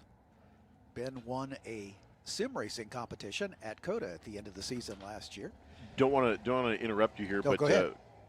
Clemente Huerta's car did not fire. They were just pushing him off of the false grid, and they're trying to get that car bump started right now. They're right in front of us here at the TireRack.com starters bridge. So Huerta not able to fire the car for the number 17 machine. He will have to start from the back. That's the regulation. If he falls out of order on the formation lap, he is required to fall to the back. So he will start at the back. This is a 2x2 rolling start for the F4 US Championship. We don't use the standing start procedure with this second generation car. And they're pushing, trying to get that car bump started, and it does not want to cooperate. So that's a tough break for Clemente Huerta, a 5th place finisher yesterday for the Speed Factory. The rest of the field behind the safety car out on their first of 2 formation laps. Nonetheless, Ben Ramirez jumping into this number 32 car for the first time this weekend for Race Motorsports. In row 3 on the outside, the number 54 of Luca Day. Luca, a 16-year-old out of Ile-Blizzard, Quebec, sponsored by Zimperium for the Momentum Motorsports team. Next to him in row 3, the 17 of Clemente Huerta. He will start at the back, assuming they can get that car fired up. Clemente, a 17-year-old out of Santiago, Chile, sponsored by Velox USA for the Speed Factory. He finished 4th in the championship a year ago. In row 2, yesterday's 3rd place finisher, Zach Foree. Zach is a 17-year-old out of Johannesburg, South Africa for Kiwi Motorsport. Finished 10th in the championship a year ago. He also raced with us in Junior Formula Championship. He did a double season, started out the season in the JFC and then moved up to the F4 Championship for the second half of the season. Next to him in row 2 is the 16 of Fernando Rivera. He's out of Mexico City, Mexico for Crosslink Motorsports, making his debut with us this season.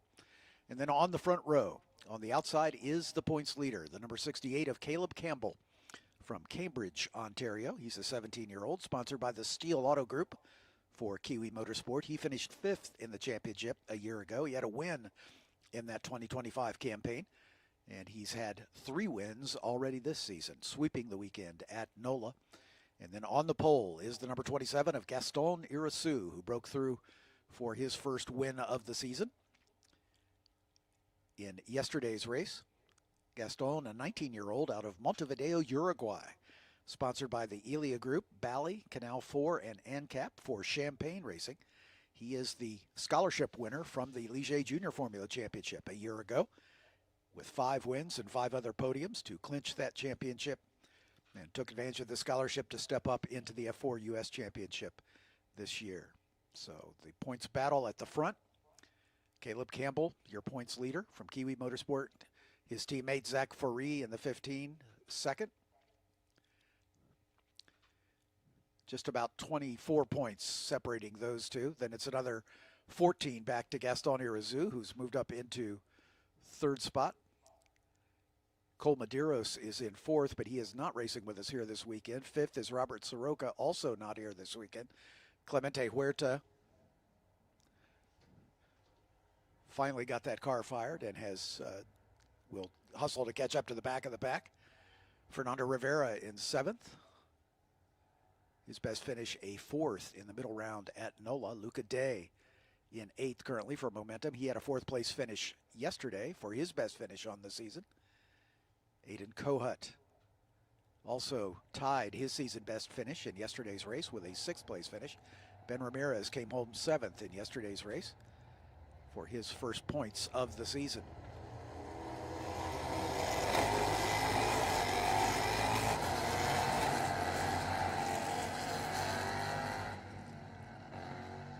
This second generation F4 car, you can tell it visually by the fact that it has the Halo cockpit protection device that's been mandated on all FIA sanctioned single seaters since 2018.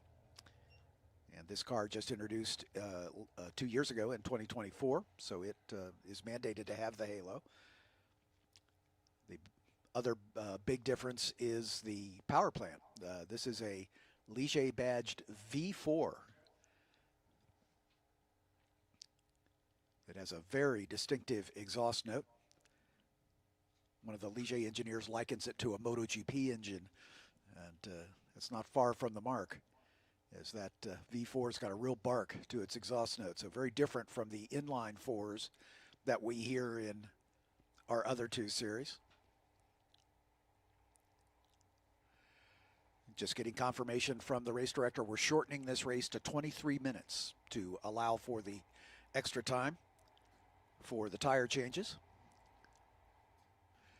So like I mentioned before, one thing to consider here is I don't think that it is still raining. So the track is wet, but the track is likely going to dry rapidly. Indeed. You can see the breeze blowing out of the north. The flags in front of the paddock shop here at Road America, visible from our commentary position, is a pretty good barometer, and it's blowing a pretty good breeze. Pretty much a tailwind coming up the front straightaway, and then a headwind in the run down toward turn 5. Again, a little bit extra downforce braking into turn 5 doesn't really hurt anybody. Yep. As well as coming down into turn 12 at Canada Corner.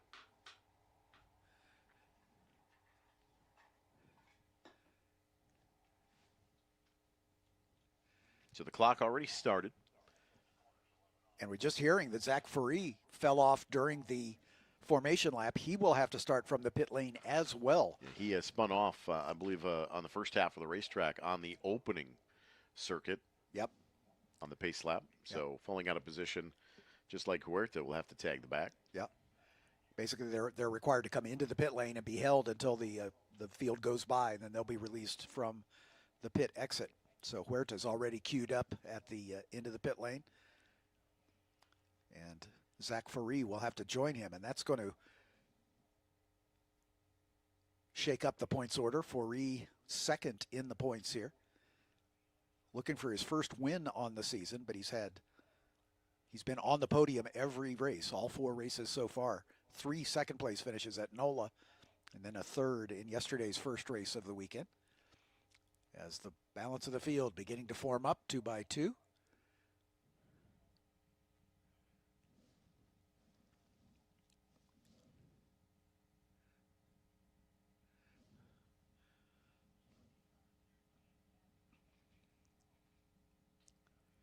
Foree is still in his grid position, so I don't know that he has acknowledged the fact that he's going to have to come into the pit lane. And if he elects not to do that, there will most likely be a post-race penalty, potentially a drive-through. As we are coming to the green flag. Again, this is a rolling start.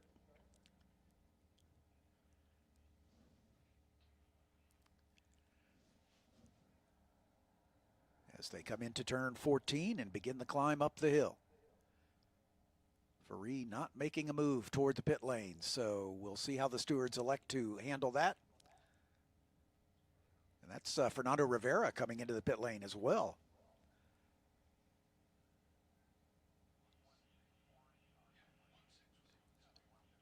And Rivera is the one that spun. Ah, there we go. Okay, so that was the correction. It was the 16 machine. There we go. That had gone off. So that's the correction. So it's Rivera. Got it. So Faree is right where he's supposed to be. And Rivera acknowledging the penalty. Gotcha. Okay, here we go. The green flag flies. Irasu gets the jump. Caleb Campbell right behind him. Zach Faree decides to fall in single file. Campbell now is going for the outside move down to turn 1. Campbell and Irasu side by side as they exit turn 1. And Campbell getting the better of it as they head down into turn 3, one of the spots that were noted to be quite slick.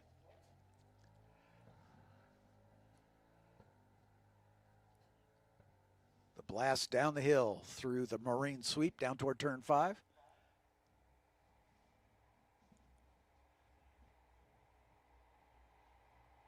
Side-by-side racing as Irasu trying to fight back around the outside, but Campbell right down the middle of the road.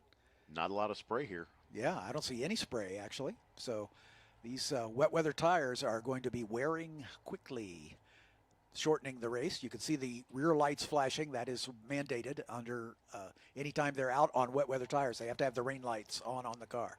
Kind of see right on the bottom edge of turn 7, the spotty moisture. Yep. As it's clearly drying. Yeah, the racing line, of course, dries quickly. So what happens is then if you have to go offline to try to make an overtake, that's when you get off into the slippery bits. Which in traditional wet weather conditions, offline is actually usually has a little bit more grip. Yeah, exactly. You'll see drivers, riding the rim, we call it, around the outside, off the normal racing line because of all the rubber and oil that's laid down on the racing line. When it's wet, it's actually slipperier, so the knowledgeable drivers will seek the offline, and that's where the better traction is. But it's Caleb Campbell, Gaston Irasu, and Zach Faree, the usual suspects at the front. They were our podium finishers yesterday, with Irasu taking the win. But Campbell looking for his 4th win on the season if he can stay out in front. We have about 16 minutes remaining in this one. Remember, this has been shortened to make up for the delay to mandate the tire changes. Irasu gets a good run off the final turn and already thinks about popping out, but then decides to stay single file as Zach Faree is right behind him. And here comes Faree as he gets a good run side by side with Irasu. Almost 3 wide now as they're trying to figure it out. Campbell down to the inside. That's going to compromise his exit a little bit. Faree up to 2nd. Irasu now in 3rd. As they work their way out of turn 1, over the tire rack tunnel, down into turn 3. Here comes Faree, thinking about the lead here, but he slots back into 2nd spot. Behind the 2 of them, Ben Ramirez up to 4th with Luca Day just behind him in the 54 car. Ramirez looking for something to just kind of make the weekend worth something. He's had a few rough goes between practice and qualifying in the day on Friday. Yeah, I had a contact with the barrier just at the exit of the kink on Thursday in testing, and he was gutted about that. And here comes Luca Day back around Ramirez, so Luca moving up into that 4th spot, temporarily at least. But it is Campbell, Irasu, and Faree. Faree going a little wide there at turn 6. It might be a little damp up there. The advantage with the cooler ambient and cooler track conditions with the cloudy skies, not as much heat in the racetrack. These tires won't overheat quite as fast as if the sun had come out, but still that much softer compound. Going to start seeing some tires start to potentially start to chunk if they start to get to a heated position, and then a loss of premium grip for sure. And pit stops are not part of the normal procedure for these races. As we said, only 3 crew members permitted over the wall for a pit stop. So it is, virtually of no benefit to make an unscheduled pit stop for a tire change, as they will lose way too much ground, more than they would make up by the slick tires.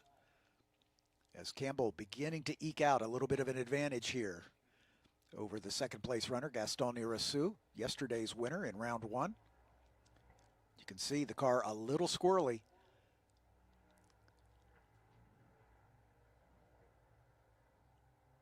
Zach Farid, the South African, dropping off the back of this battle. Luca Day, once he got around Ben Ramirez, beginning to stretch out. Momentum Motorsports number 54.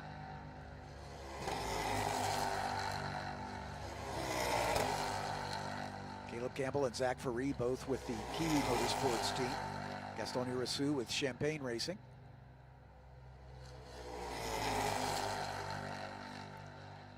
Irasu right on the back wing of Caleb Campbell as Farid dropping back just a touch. So a two-car battle for the lead. Let's see if Irasu has got anything for Campbell here.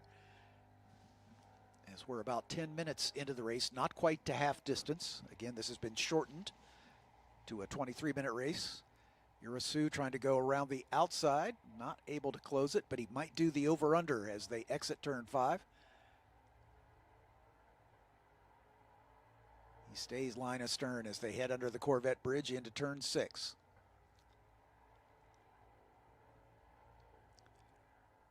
The downhill plunge into Hurry Downs. Down into turn 8. I just love racetracks that name their turns. You know, this is great stuff. There's 14 of them here, and a couple of them with names. One of them the carousel, of course. Turn 10. And the infamous kink at turn 11.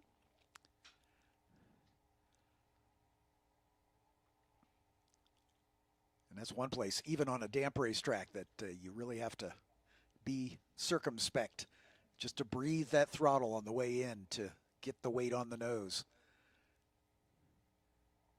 Which is a tough call because, you know, your thought is, uh-oh, I'm going too fast, and to let off the throttle, and that's the worst thing that can happen because it unweights the rear of the car, and around you go.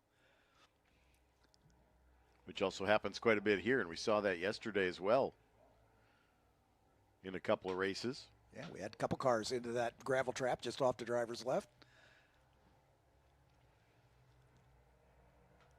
Good battle at the front. Two-car battle now as Farid has dropped back just a bit.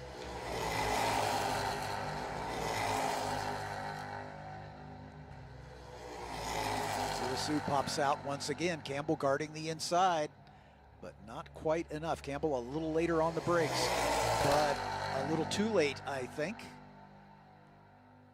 As they go side by side, and Irasu takes over the lead.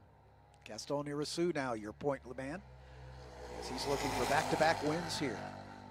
Getting a taste of his first top step of the podium as an F4 driver in yesterday's race. Looking to make it 2 in a row here. Like I said, Irasu winning the Junior Formula Championship a year ago.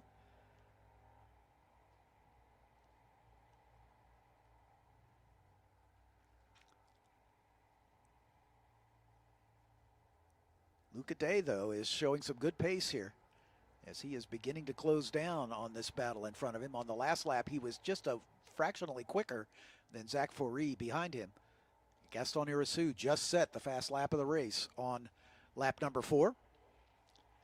As we're 10 minutes away from the checkered flag here.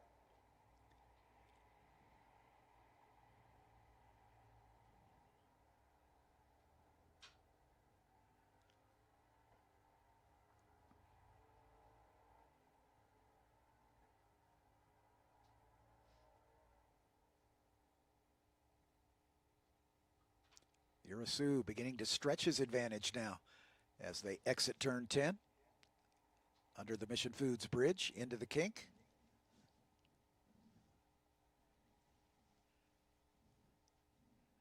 Dry track times for these cars in the mid 2:15s. The lap record's a 2:13 and some change. They're circulating at about a 2:24, so about 10 seconds slower. And that's basically the wet weather tires. They just don't have the grip that the slicks do.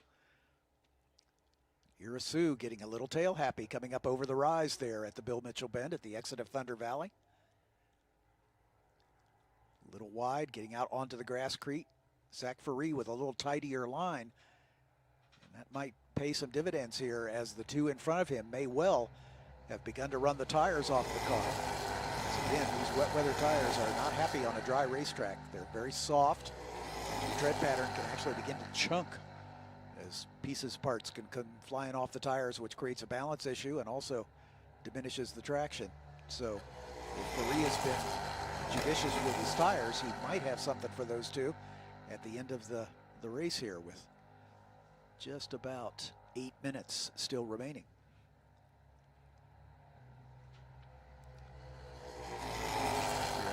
Resetting fast lap of the race on lap 5, a 2:22.856.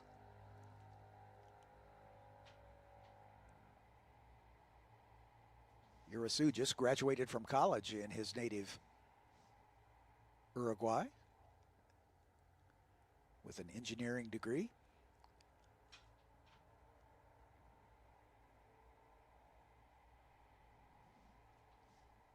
We had another college graduate, Harbor Doss, which we'll see in the Formula Regional Championship, graduated college as a mechanical engineer down at Georgia Tech, and he's going to stick it out and go for a master's.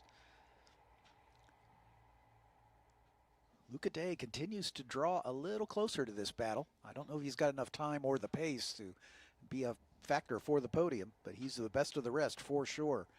There's a big gap back to Ben Ramirez in the 32, but he's in front of Aiden Kohut and the two drivers that had problems at the start. Fernando Rivera started from the pit lane. He's still on the lead lap. Clemente Huerta is a lap down. They finally got that car fired, but not after a lap had expired. And Caleb Campbell getting a little closer to Irasu here. So the ebb and flow of the pace, I think, based mostly on the tire management.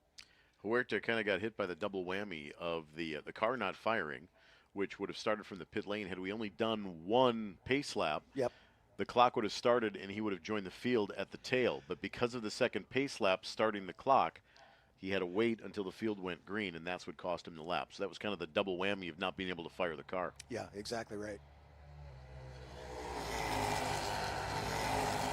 Irasu resets fast lap in the race, a 2:22.517.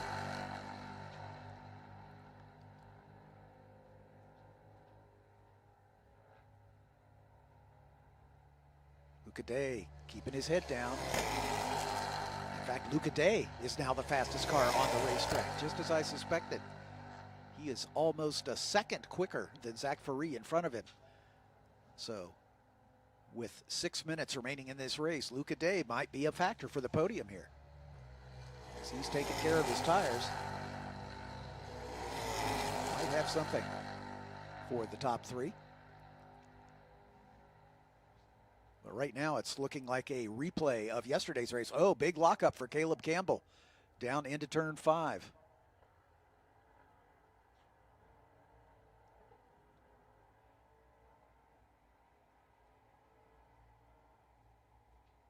Didn't cost him too much time, but Irasu's got a little more breathing room. As Luca Day, that 4th place runner, just disappearing from your camera shot, the fastest car on track last time by.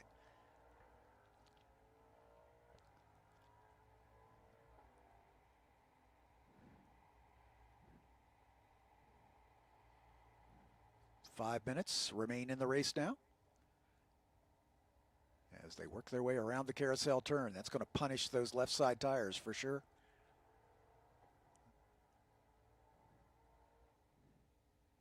As with any clockwise racetrack, there are more right turns than lefts. So the left side tires bear the brunt of the cornering loads to be contended with.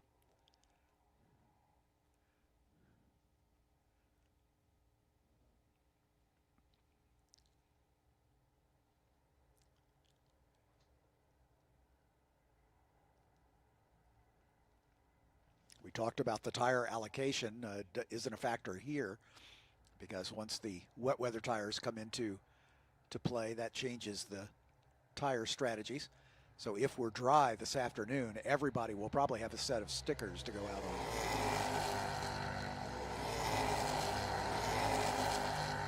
Which on a dry weekend is usually just the opposite. Usually the third race is the one where tire strategy really is an issue, because the tires are screaming for mercy after being abused for 3 sessions.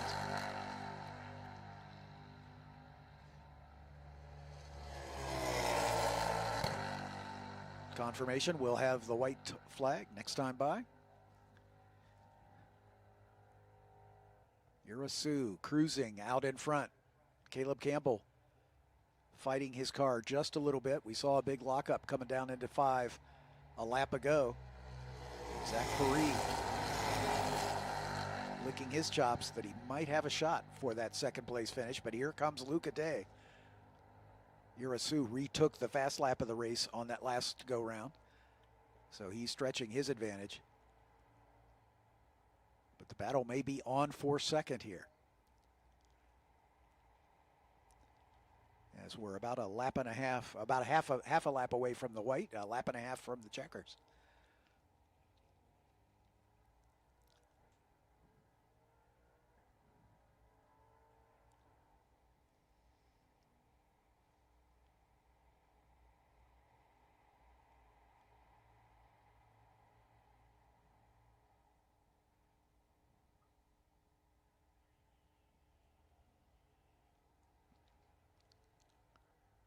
Second, third, and now fourth, just about equally spaced. Urasu getting away at the front.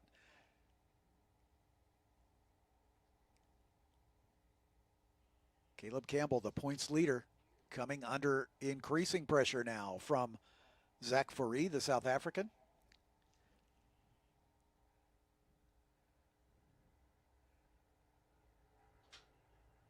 Yeah, second, third, and now fourth are coming together on the final lap as they are coming to the white flag.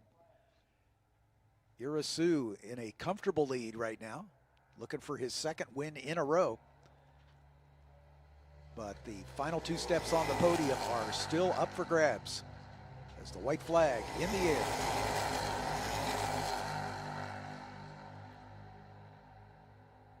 Campbell definitely struggling. Zach Faree is right on his gearbox.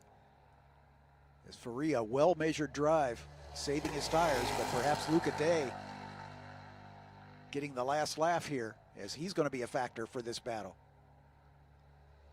Great stuff coming down through turn 3 as they head for the Sargento Bridge and make the plunge down the hill for the last time at speed.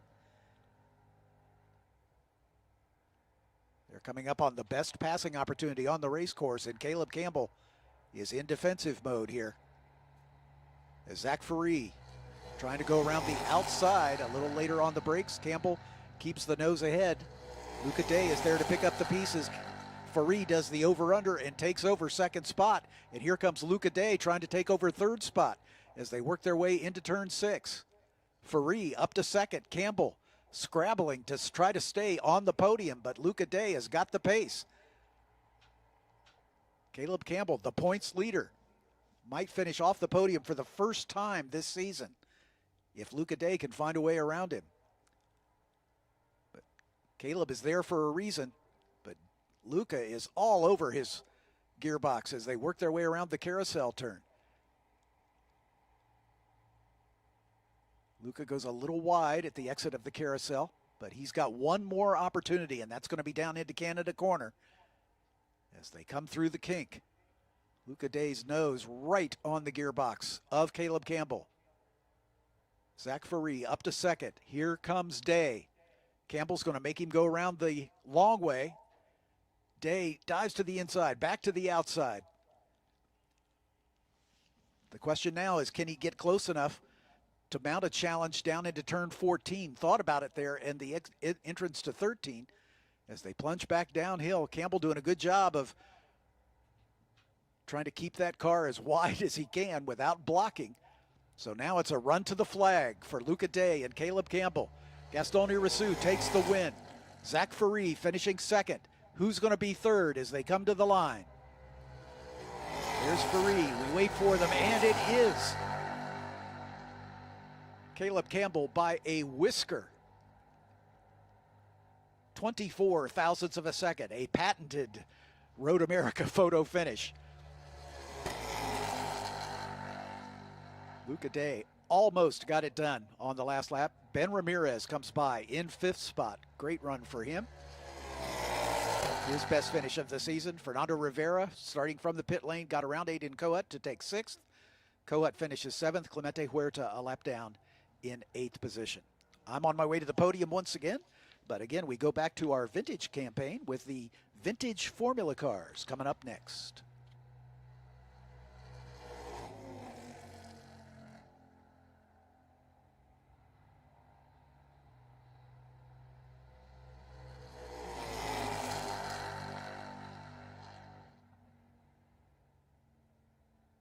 Looking at our upcoming schedule, our Group 2 sprint race number 3 of the weekend, the third and final race for Group 2, followed by Formula Regional Americas Championship round number 2 at 10:40 this morning.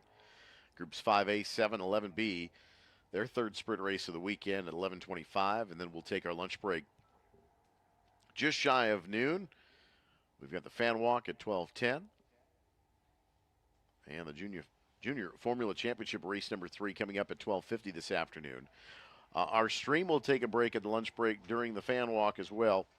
We'll rejoin our second stream of the day coming up just prior to the Junior Formula Championship race 3 at 12:50. So we'll have 3 more races for you here this morning on the Racing America TV on YouTube. And then we'll take a pause after Group 5A, 7, and 11B. We'll take a pause on the stream and then start it back up just prior to the start of the Junior Formula Championship round number 3 of the weekend at 12:50 this afternoon. That's your Sunday race day schedule here at the Spring Vintage Weekend with SVRA Racing America at America's National Park of Speed. Don't forget Club FR Drifting from now through about 12:30. Might be a little damp to start, and then they'll take a lunch break as well, and then 1:30 to 6 o'clock this afternoon. They'll continue to run some smoke shows as well as some tandem and solo runs in the Club FR Drifting at the Briggs & Stratton Motorplex.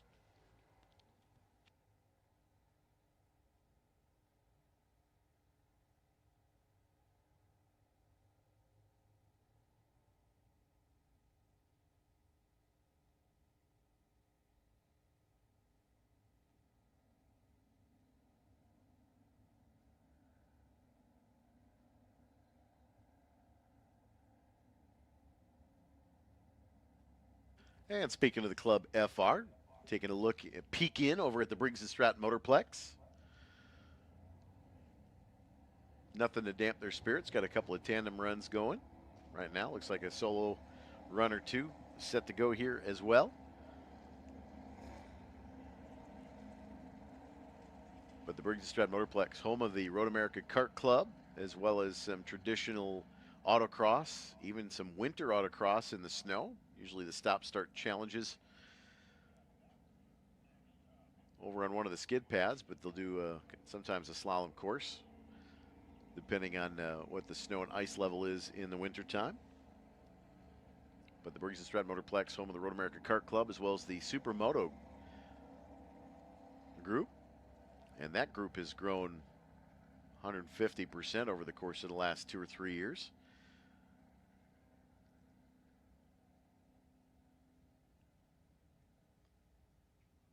But going the opposite direction the way the karters go today. So we're going a little bit different direction than yesterday even.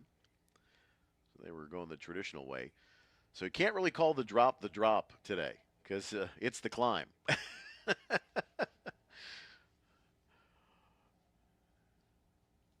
I heard that there is a right-hand drive Mazda RX-7 back there this weekend. That was here yesterday. Not sure if they're there again today. Now, there's another tandem run going.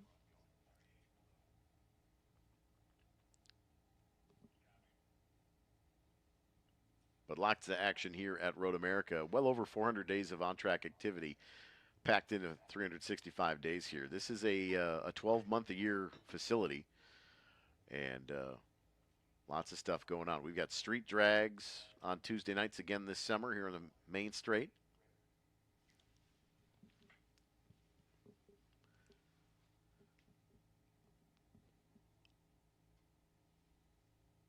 There's one of the Road America shuttles this weekend, so if you find a shuttle flag, you can get a ride from just about everywhere. That first run by that black car there looks kind of like me trying to get started on iRacing on occasion. Cold tires. If you're an iRacer, you know what I'm talking about.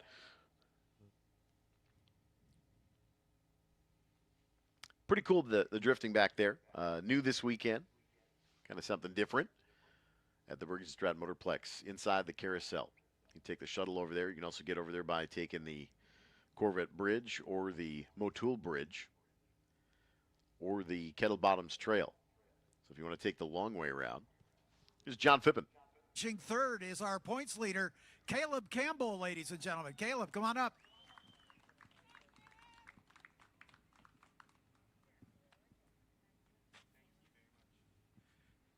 Making those rain tires last on a dry racetrack is a problem, isn't it? Oh yeah, it's definitely a problem. I think I overheated my rear, but it's whatever. Boy, Luca was all over you on that run to the flag. I'm glad you were able to hang on. Oh yeah, 100%. Got me a little bit nervous, but I was able to hold on to it, so I'm very happy for that. Anybody to thank? Yeah, I'd like to thank my team, Kiwi Motorsports, for all the support they've done. We've been on the podium every single time so far, so I'd love to thank them very much. And I'd also like to thank all my sponsors, Steel Auto Group in specific, and Kids Help Phone. But yeah, thank you to everybody for supporting me. Congratulations to Caleb Campbell on the podium once again in our third place finisher. Let's bring up our second place finisher, Zach Foree, ladies and gentlemen. Zach.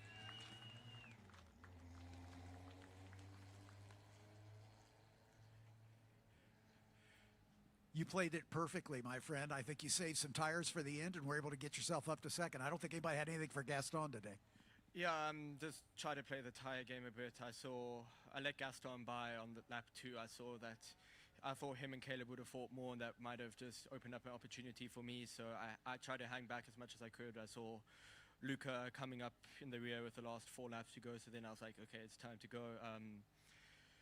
Yeah, I mean, managed to get past Caleb on the last lap, but yeah, me and him, we haven't finished off the podium the whole year so far, so really happy. I can't complain too much, and yeah, great for the team as always. So yeah, can't thank them enough, can't thank my mom enough for being here, and Bruce for coming out also, so very happy. Congratulations. Zach Foree, ladies and gentlemen, second place finish. And now for the top step of the podium for the second race in a row, Gaston Irasu, ladies and gentlemen.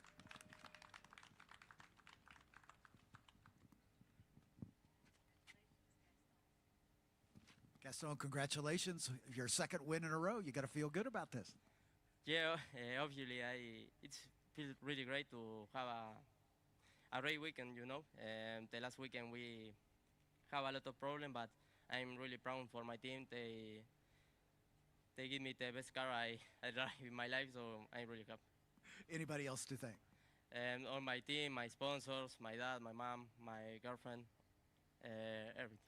Congratulations. Gaston Irasu, winner for the second race in a row here.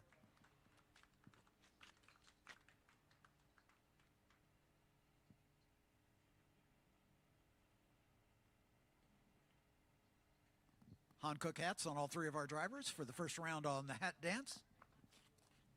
As we'll swap over to the Ligier hats, this new to us, Ligier JFC 422, the second generation Formula Regional or F4 car.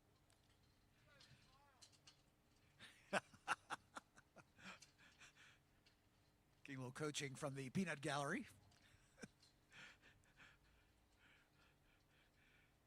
And another round of hats from Sunoco, the official fuel of Racing America, including all of our Formula Series races.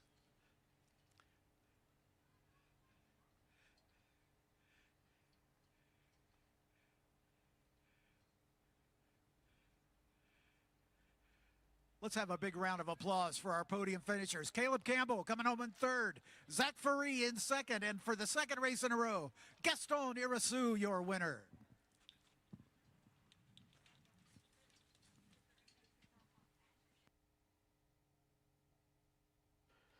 And we have two takers here in Group 2. Reed Hazelton in the 1977 All-American Racers Eagle. And Tom Roca in the 51, the Crosley. Both 77 vintage. So therefore 49 years old, 2 years older than me.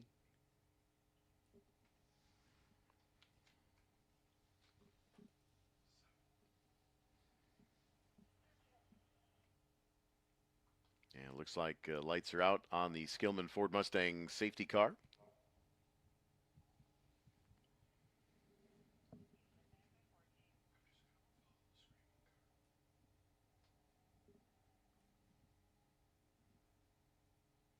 And safety car set to dive in.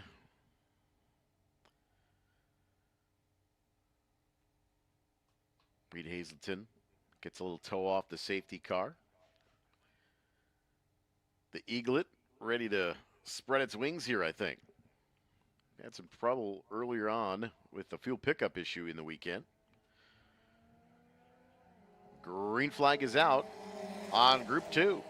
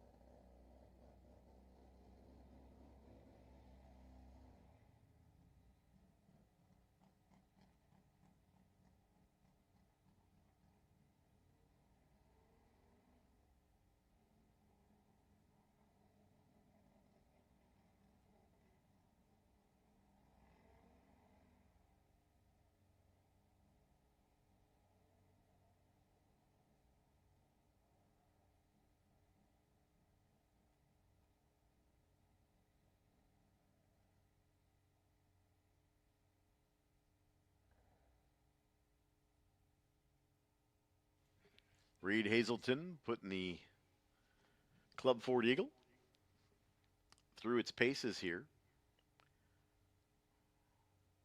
They had posted earlier in the weekend, had some fuel pickup issues and not able to really get out and play much.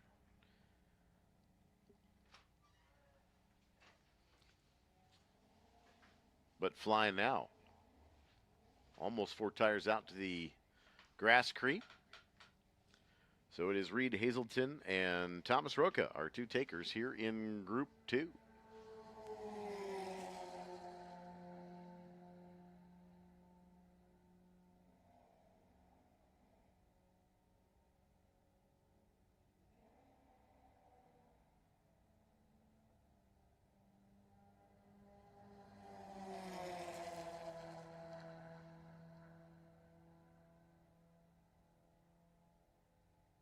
Approximately 16 seconds the gap between Hazelton and Roca.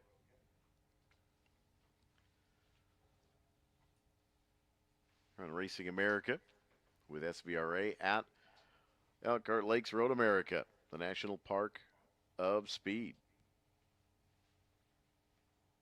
Well, there's an old adage that the first motor race was when the second motor car was built.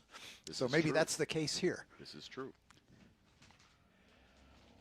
So we're talking about much of the weekend, especially with our Formula Championships amongst the 3 series, of how young some drivers are. Had a couple of 14 and 15-year-olds, 13-year-olds in a couple cases. In here this weekend, and had a couple of 14 and 15-year-olds on the dirt track last night. Nice. So it's definitely nice to see the kids getting into cars again. It's one thing to keep them there, but getting the younger audience kind of built up, which is what's so important about the paddock access. Sure. Like on this type of weekend is, as families come and enjoy the weekend to kind of show the cars and explain what the cars do. And, you never know, you build a lifetime fan as well. You betcha. I mean, there's a lot of folks I can honestly say I've seen since their very beginnings, and follow their entire career all the way up to their professional level. Yeah, we'll see that when the Trans Am Series is here at the end of June. The TA2 points leader, Elio Meza, is one of those phenoms as a youngster who is just absolutely blitzing the field. He is undefeated so far this season. In fact, undefeated, period. He raced in the last race of the season at COTA a year ago and won it on debut, and he has not been headed this year at all. So he's a perfect example of these youngsters coming in, and in the Trans Am Series especially, it's a feeder series for NASCAR and all 3 of their championships, of course, because it's an opportunity for these youngsters who have maybe grown up in a circle track environment to get some road racing experience, because NASCAR increasingly has road races to contend, and so learning how to road race is an important part. And well, I think we've seen that with TA2. Obviously the TA weekend, Trans Am weekend, kind of separated itself a couple years ago, but prior to that, it was usually tied with the nationwide, then in Xfinity Series weekend here for a long time as a companion event. And those weekends, some names like Christopher Bell, right, Ty Gibbs, Connor Zilic, yep. all made their debuts here in TA2 because of the similarities with those cars. And I think that's a large part of why that series, the way that those cars are built and the way that they race, from a horsepower to weight ratio, that is, I think really, even though it's TA2, I think that group is becoming, just as big as, TA was in the 90s again. Oh, sure. I think you're seeing a resurgence, and with Racing America kind of developing, more of that image, I think we can get Trans Am as a whole back to where it was in the 90s again, where it was the mainstay on a race weekend. Sure. Yeah, the Cube 3 Architecture TA2 series is easily the biggest draw on a Trans Am weekend as far as car counts. 30, 40 cars, not uncommon in that class, and there's great competition between the chassis builders as well as the racing teams and the drivers themselves. And not all of them have NASCAR aspirations, but it has really become a very popular training ground for young up-and-coming drivers who want to get some road course experience to go along with perhaps lots of oval track experience that they've already got. So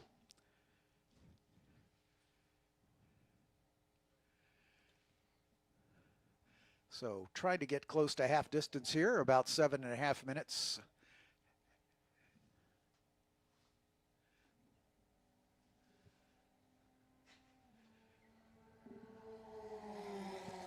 Tomas Roca, the other car out on track, the 511 in his Crosley 32F. Tomas, a local driver from Verona, Wisconsin. Reed Hazeltine from Reed Hazelton, just down the road in Milwaukee. So a couple Wisconsin natives tooling around here.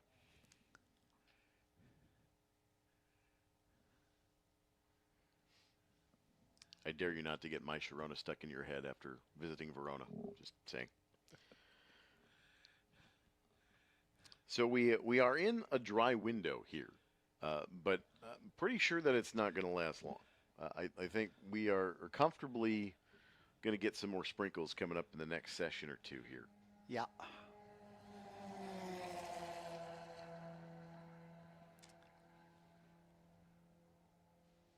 This isn't uncommon on vintage racing weekends, Especially on Sunday. Yeah, a lot of the drivers, some of them don't even come with rain tires. They don't anticipate running in the rain, and so if it's a little damp, a lot of the drivers and teams will elect to sit one out because they don't want to put their cars at risk on a slippery track.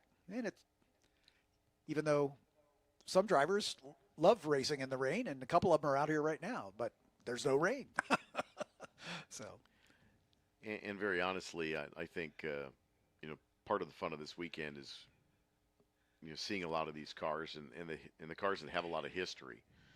And Reed Hazelton is probably one of the best club racers out of Wisconsin, club Ford racers out of Wisconsin. You bet. Multi-race winner, just a plethora of accolades. And when you get a chance to throw around a car like this, yeah, a Gurney Eagle. I mean, come on, right? I mean, it's a no-brainer. Yeah. But it says a lot about the Dresang family and Kettle Moraine Restorations, who's really the spirited, the true spirit of the Gurney experience and restoring the majority of the Eagles that are out there. Right. Right now. Whether their own cars or customer cars, and as a prep shop. But I'm fortunate to be invited to their Christmas party every December. Now this past December is actually the first time I've been able to make it without a competing item on my schedule. Yeah. But just to get a chance to walk around and talk to them and see Jacques and Rick's passion for what they do, and meeting Paul J and Reed, it's if you ever get a chance to get in there, call Jacques or Rick. I'm sure they'll be more than happy to walk you through the cars at any time. They love telling stories about the cars. Their passion for racing, starting and as fans, Jacques was sharing his memories of listening to my dad at Plymouth. Just in conversations, and he grew up at the racetrack too. But it's great having shops like that where you can see the passion and the energy and the reverence, I think, for a lot of these machines. And there's a lot of prep shops out there that do that. And because they're local, we're a lot more familiar with Kettle Moraine Restorations. But you look at downtown Elkhart Lake, the throttle stop. A couple years ago, that building put up, and it's more of a kind of a sales and storage type of situation and showcase for the throttle stop. But that type of business works here in Elkhart Lake because of the community supporting the races. Wolf Motor Cars over on Highway 67, kind of halfway between the village and Road America. That business has expanded as a prep shop. Most of James and Brian French's cars, a lot of those cars began their prep for the weekend over at Bart Wolf's, and Bart himself, a competitor here for a long time, former car dealership owner locally here in the Plymouth area, and I think the reverence for this facility, the reverence for the sports history, is very strong here in Elkhart Lake, which makes these vintage weekends, we're blessed with 3 of them. And yes, some of them are competing series with Racing America and SVRA, but in total, the vintage weekends here at Road America are by far, I think, the most popular local events. IndyCar's going to draw, IMSA's going to draw, Moto America's going to draw, Trans Am's going to draw, crowds and race fans from all over. Sure. But these vintage races locally are probably some of the most favorite weekends because they are so laid back. Yeah. And you can get to know the owners and drivers of these machines and get to know their stories and histories. Part of the best part about Fridays here You know, typically it's just walking around the paddock Friday late afternoon, as everybody's finishing, you know, either unloading, you know, for the day or loading back up for the day. But everybody pauses, kind of has a, you know, fires up the grill and tailgates a bit. Right. But that's what makes these weekends fun. They're just very laid back. They're casual, and some of just the best viewing. You get to watch some of the most iconic liveries, iconic race cars that are associated to those liveries, and really feel the history of speed and the history of this racetrack. Especially, I think the post-war era, you know, the late 40s, 50s, and early 60s. I think that 15, 20-year post-war era is exquisite. And when we get to see a lot of these machines that are of age, you know, that's what makes the weekend feel, you know, home to me. Is just you settle in, and you know, there's a lot. And don't get me wrong, you know, and I'm only in my, you know, late 40s, but you know, growing up, the 90s stock cars, you know, are some of my favorite cars when they come, because that's what, you know, I was in high school in the 90s, you know, and that's when I first started learning about cars and driving my own cars, tinkering on race cars, you know, in my early 20s. And so that kind of era, you know, Dr. Jack and, you know, in the Trans Am, you know, Gentilozzi, those, I mean, the history of Trans Am too. That's another one. I love old Trans Am cars. Yeah. And they're not really old, you know, but the 80s and 90s grew up with, you know, GTU. Right. You know, the Mac Tools Capri Cougars, you know. It's just, Yep.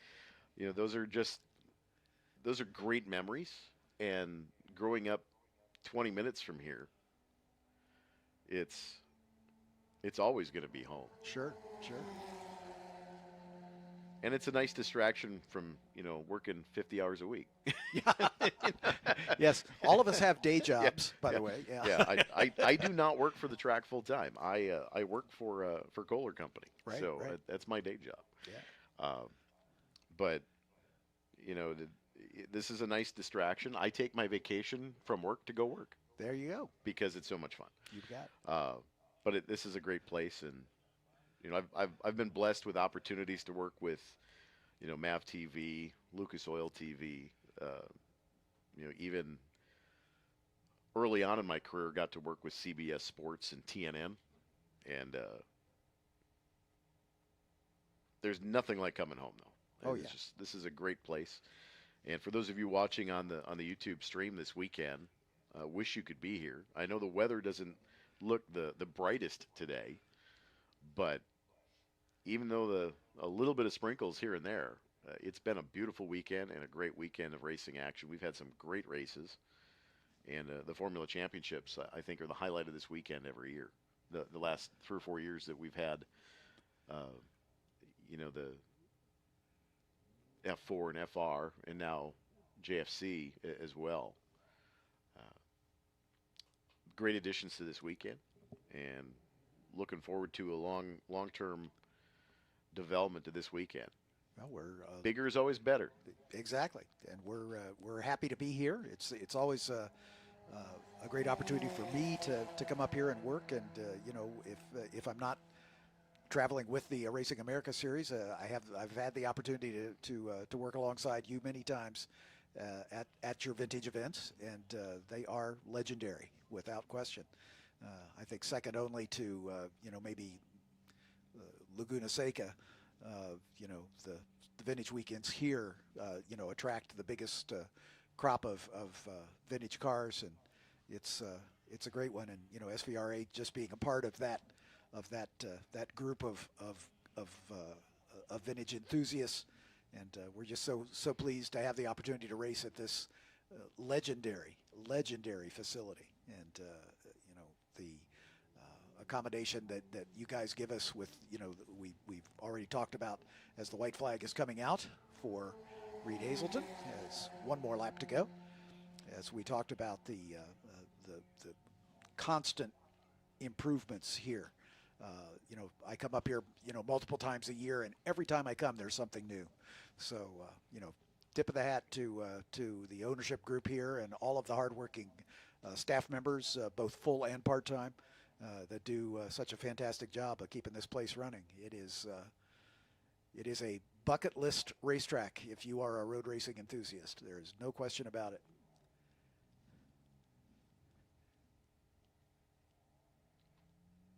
I have many fond memories here, not only vintages, but Jude Sprints for a number of years. I think the very first weekend you and I worked together here, I believe, was actually a AMA weekend at the time. Yeah.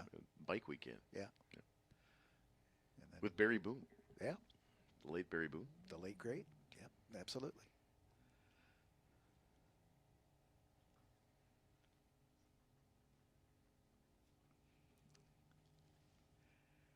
Hazelton, you have thrown the eagle around here at Hurry Down.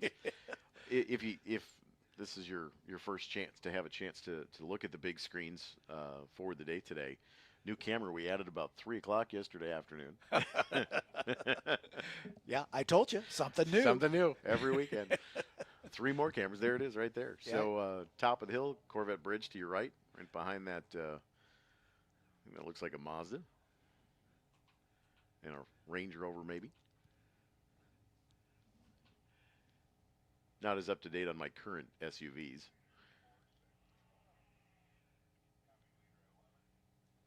And Hazelton coming through the kink in the Kettle Bottoms for the final time.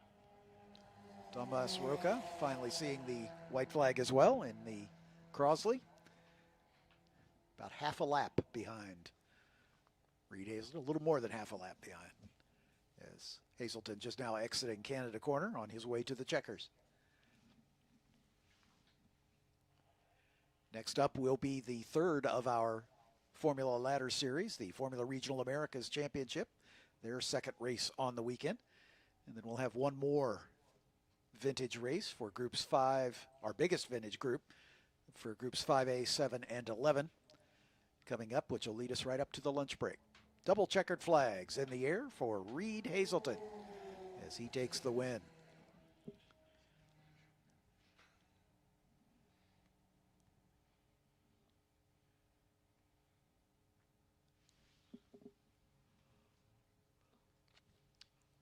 UEMSI HTV is the official sewer inspection camera provider for Road America. Since 1989, UEMSI HTV has become the world's largest distributor of sewer cleaning hose and proud manufacturer of hydro excavation, pipeline maintenance, and sewer inspection equipment. For more information, visit UEMSIHTV.com. WeatherTech and Road America. Don't want to let days like today rain on your parade. With WeatherTech on board, foul weather doesn't stand a chance. The iconic floor liners and cargo liners help keep your vehicle's interior pristine, while mud flaps help protect the exterior from damage. Plus, the Tech Care line of cleaning and detailing products help you rinse away the dirt after the rain to keep your vehicle looking like new. Visit WeatherTech.com to find the American-made products that protect your assets today.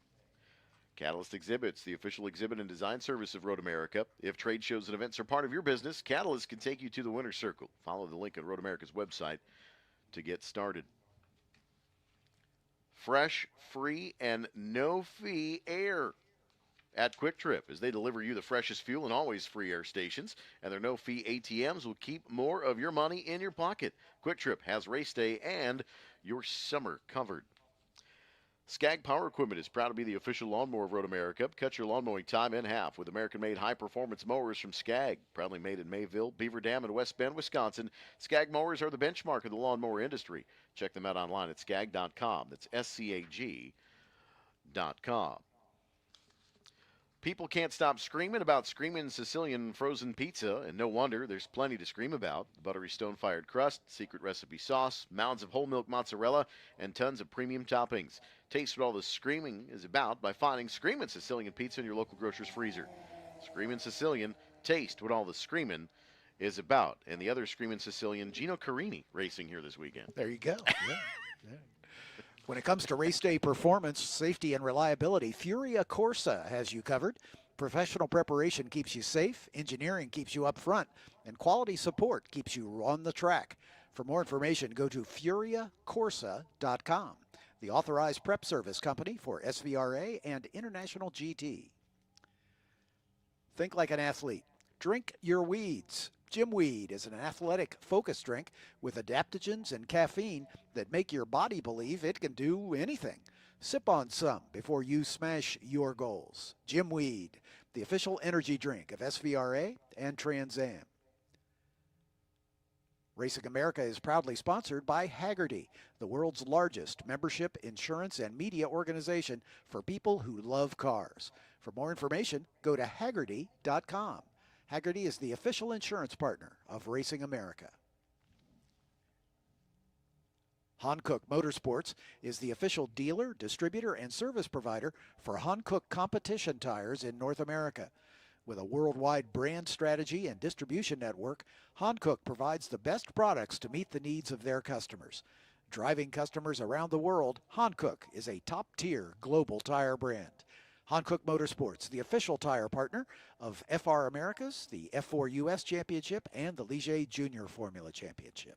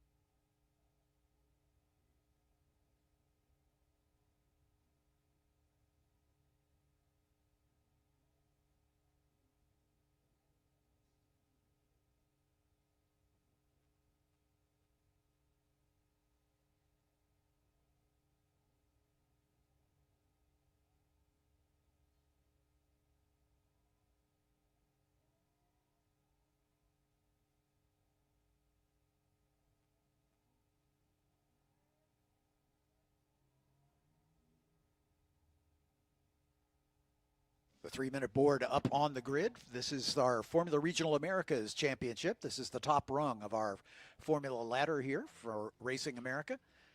These drivers aboard the Ligier JSF3, introduced in 2018.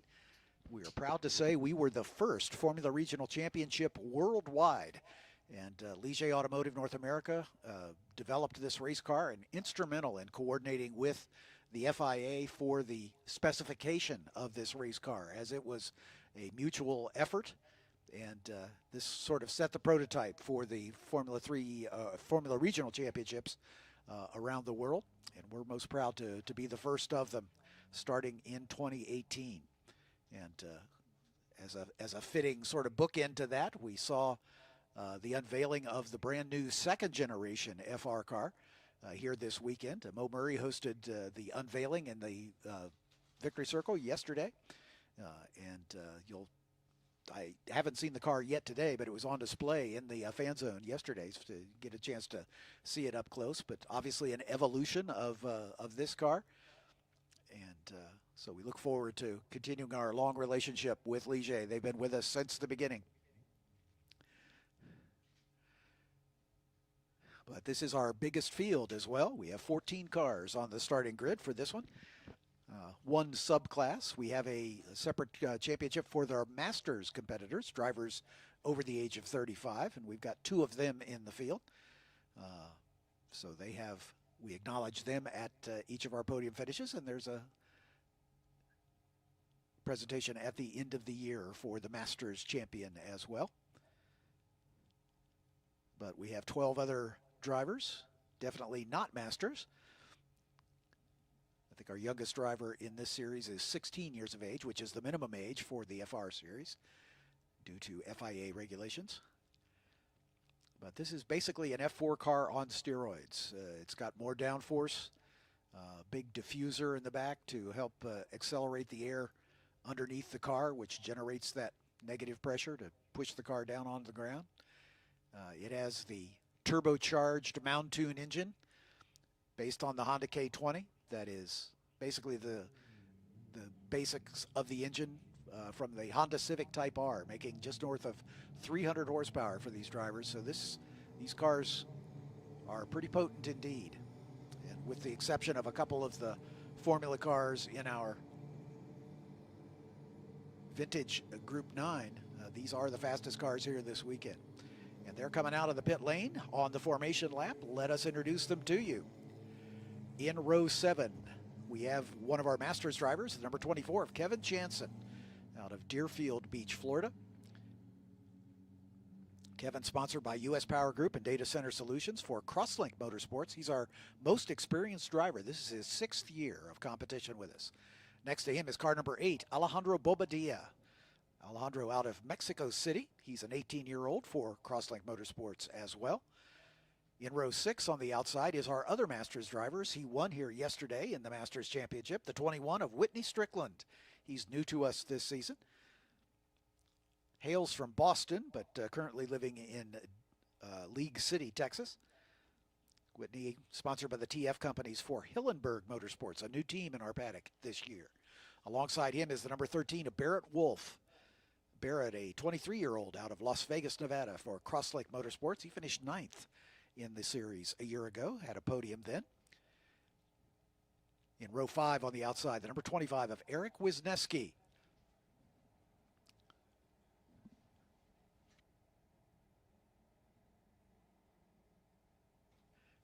Apologies for that. Eric Wisniewski outside of row 5 in the number 25 car. Eric from Michigan. He's an 18-year-old from Lansing, sponsored by Remax Commercial, also for Hillenberg Motorsports. He raced with us briefly in the F4 Series back in 2023. Great to have him back in the fold here in the Formula Regional Championship. Next to him in row 5 is the 14 of Aiden Chu. He had a problem yesterday.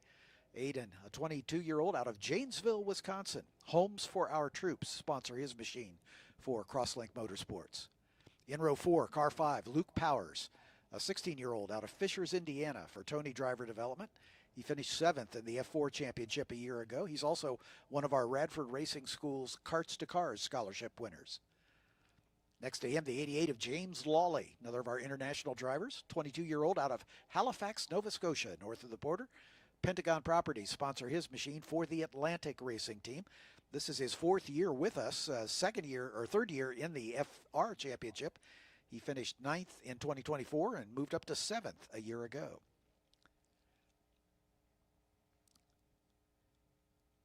In row 3 is the number 29 of Kekai Hawanio. Kekai, a 19-year-old out of Tampa, Florida for Anywhere Transport for Crosslink Motorsports. He finished third in the F4 Championship a year ago.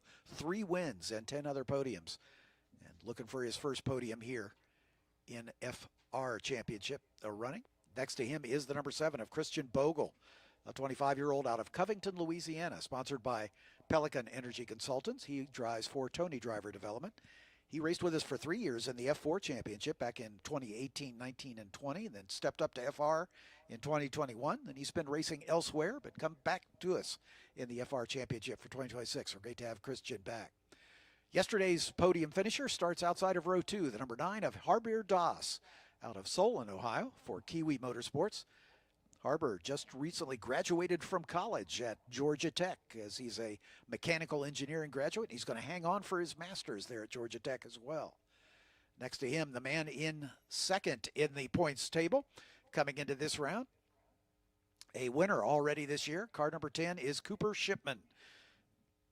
Cooper out of Austin, Texas. He's an 18-year-old, sponsored by Driven Dynamics for Kiwi.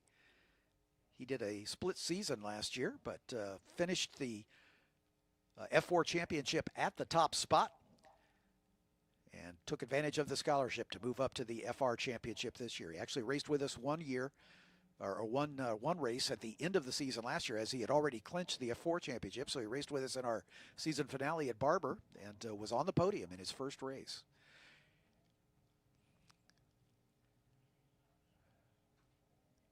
On row 1, on the outside, yesterday's winner of race number 1, number 40 of Brady Golan, also out of Austin, Texas. Brady for Tony Driver Development, his 3rd year with us, finished 5th in the championship a year ago, 2 wins and 3 other podiums. And the pole sitter, number 71, Evagoras Papasavas. He is the points leader. Evagoras, an 18-year-old out of Loveland, Ohio, for Crosslink Motorsports,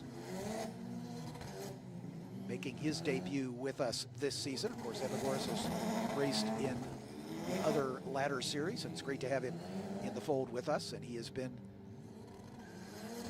the one to beat here, but he and Cooper Shipman are only separated by a single point coming into this race, which is round 5 on the season. Brady Golan only 8 points behind Shipman, so we've got a real logjam at the front. In fact, to get a full race wins, you've got to go all the way back to 6th on the points table to get 25 points out of the top spot. So this championship is going to go right down to the wire, as the field is now in position. And this is going to be an aborted start, as it looks like we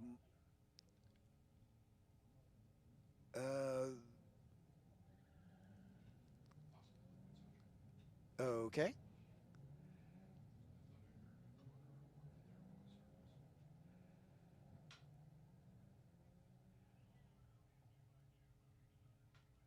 All the cars able to roll away, so I'm not sure why the abort. We're getting word that there's been some report from one of the corner stations of some rain, and so it may be, again, out of an abundance of caution, that our race director has opted to bring these cars in and fit wet weather tires, because that declaration was not made, because we had basically a dry racetrack.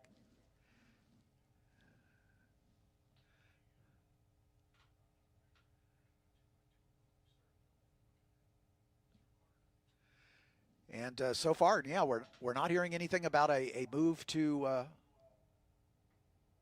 wet weather rubber, so we're going to do a 2x2 rolling start. If the standing start is aborted for whatever reason, then it becomes a rolling start for the next time around. The clock has started, so the race is underway, and these teams will not be making a tire change. At least that's what we're hearing as of this moment. The weather being kind of a fluid situation, no pun intended.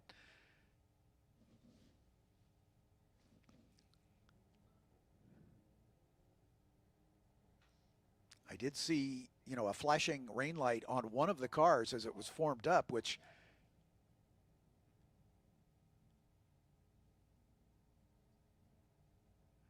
I think that that blinking is what led, just listening to the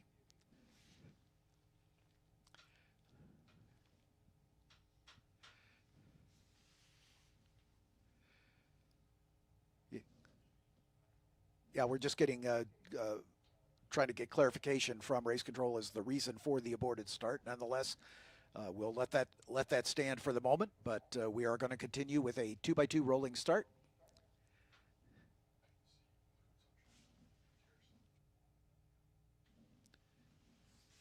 Getting reports from the corner station there at the carousel where the cars are right now that there may be a few sprinkles, and the weather radar does not look very promising for the next few minutes. So this could be an interesting race. A race that goes from dry to wet is definitely the most challenging for the drivers. Because as we said, routine pit stops are not a part of these sprint race competitions, this 30-minute race.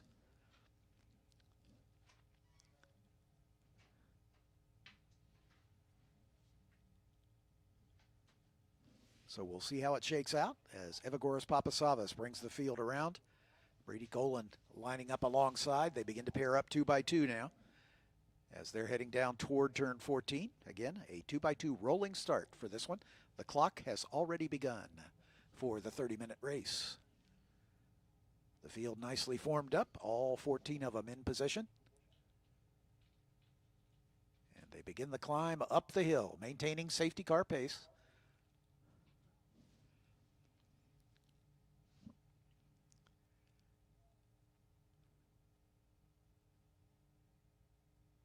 Starter's looking him over. He's going to let him get to the top of the hill before he shows the green silk. Still waiting, still waiting. And there's the green. Papasavas with a nose ahead as they cross the line. And begin the plunge down the hill toward turn number 1. Papasavas in the orange car on the inside. Brady Golan, yesterday's winner, on the outside. He's going to slot into second. And then the two Kiwi teammates, Harbier Das and Cooper Shipman, slotting into third and fourth. As they make it through turn 1, over the tire rack tunnel, down into turn number 3. Steaming down the inside is Kekai Hawanio in the 29, just as he did yesterday, getting a good jump at the early stages.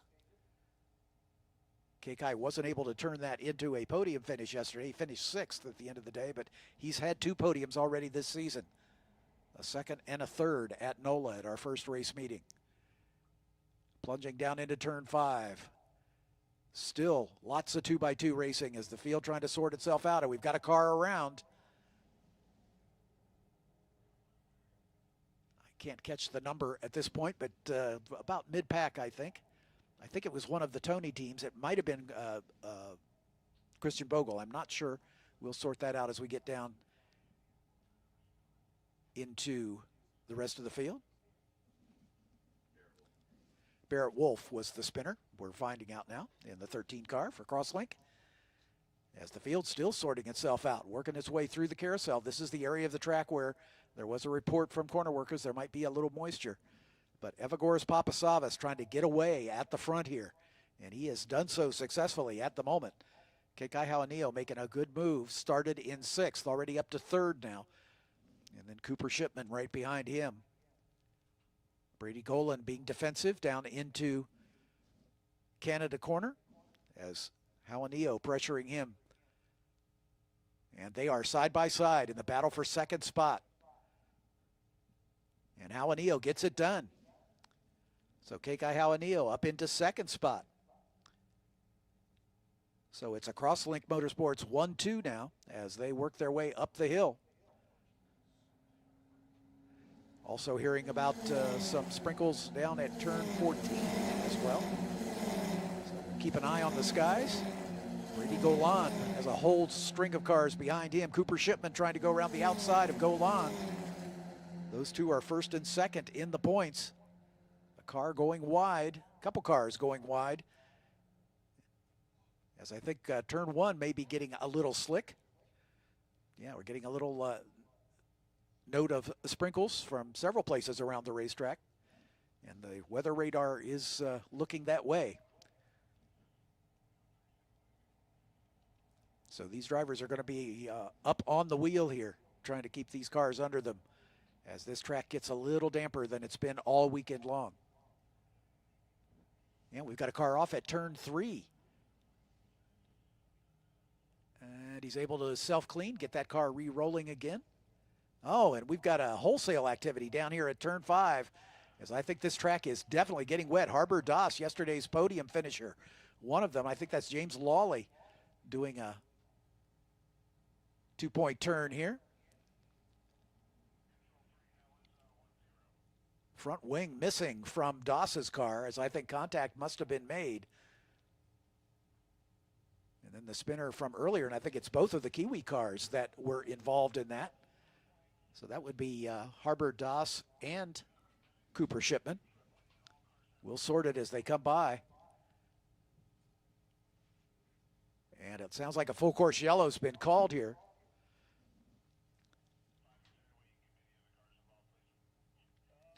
Might be easier to give you a list of who wasn't involved in turn 5 from the sounds of things.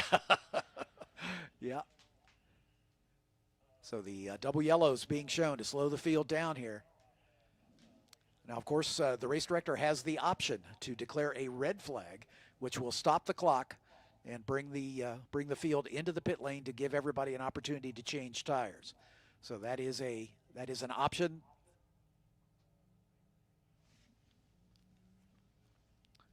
Brady Golan.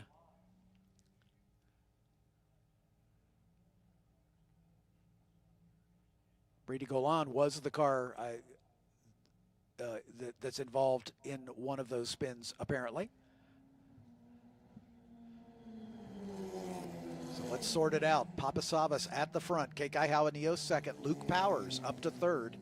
Brady Golan in fourth spot.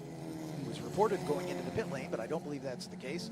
Christian Bogle in fifth. Alejandro Balbadia all the way up to sixth after starting on the last row.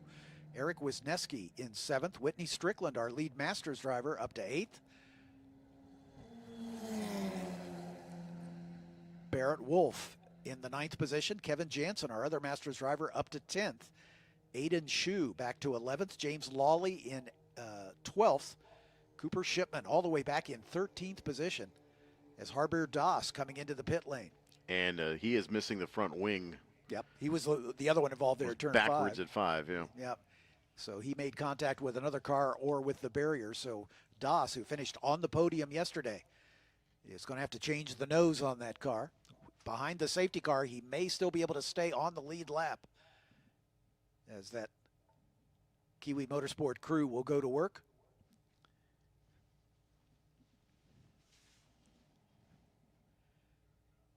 And what we're hearing from race control is that we're going to go back to green next time by, barring further evolution of the precipitation around the track. So Papasavas, your leader. Kekai Hawanio, his teammate, in second spot. Luke Powers in the number 5 for Tony Driver Development in third. Brady Golan in the 40. Also for Tony in the fourth spot. Fifth to Christian Bogle. Christian looking to break through perhaps and notch his second podium on the season. He finished second in the first race of the year at NOLA. He's had top 5s the rest of the way. One exception, he finished 6th in the second round at NOLA, but a pair of 4ths in his last 2 races for Bogle, just off the podium.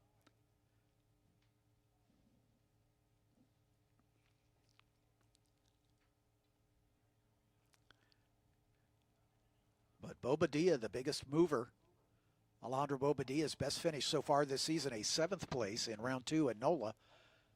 So he's in position to score some serious points here. In the number 8 for Crosslink Motorsports, the driver out of Mexico City.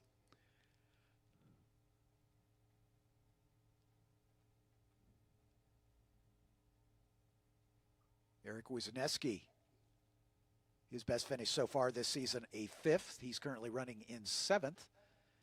Whitney Strickland, though, our Masters driver, up into 8th spot. Barrett Wolf 9th. Kevin Jansen in the final points paying position. We only score points for finishing position. We don't award bonus points for winning the pole or leading laps or leading the most laps. It's strictly finishing position, and we use the FIA mandated 25 points for a win, 18 for second, 15 for third, all the way down to a single point for 10th place. So Your goal, obviously, is to finish in the top 10, and the higher the better.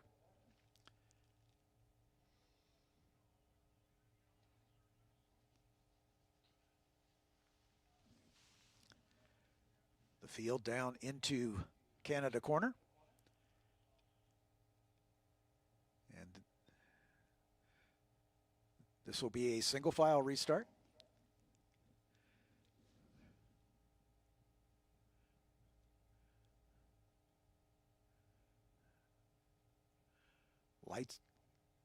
Lights are out on the safety car. The windshield wipers pulsing on the safety car, indicating just the amount of precipitation that we've got. These open cockpit drivers will back that up with their visors for sure. A single file rolling restart here, as we're already 12 minutes into this race, almost halfway, and we've only had one green flag lap. Here they come to the restart, and there's the green. Papasavas getting away, but his teammate Kekai Halanio right behind him. And then here comes Brady Golan steaming down the inside on the grass as he tries to make a move. Oh, everybody going wide. We got a spin right in the middle of the racetrack. That might be Golan again. Wholesale activity here on the outside of turn number 1. There's the 13 of Barrett Wolf involved in that spin, but he's able to get, looks like everybody's been able to continue. But this is a treacherous racetrack right now. Remember, these cars are out on slick tires for the most part. Without the mandate, it is up to the team. Some of the drivers may have elected to come out on dry weather tires.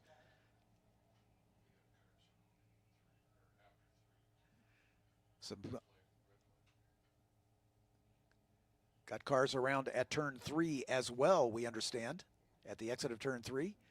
And the red flag is coming out. Now, that's a different red flag than we're accustomed to seeing. If you're used to SCCA flagging rules, a red flag means to stop where you are. Yeah, we've got a car with some damage and debris in the middle of the racetrack. Yeah, that's the 88 of James Lawley sitting counter race at the exit of turn 3. And I can't tell from that angle, but you can see damage to the right rear of that Kiwi car. Yeah, that would either be Harbor Doss or Cooper Shipman. Doss, remember, had to come in and get a new nose on his car after an incident down at turn 5 a lap ago.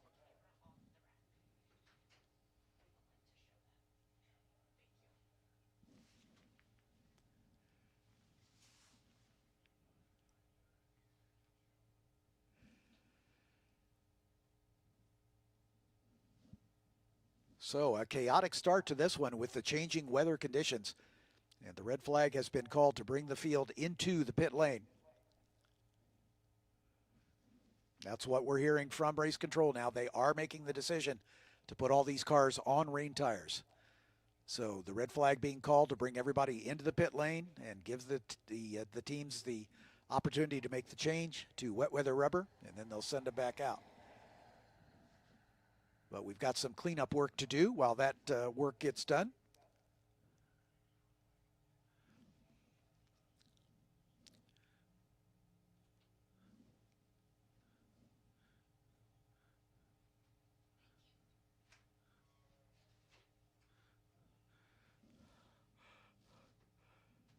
So the teams will be hustling to change tires, put wet weather rubber on all of these cars.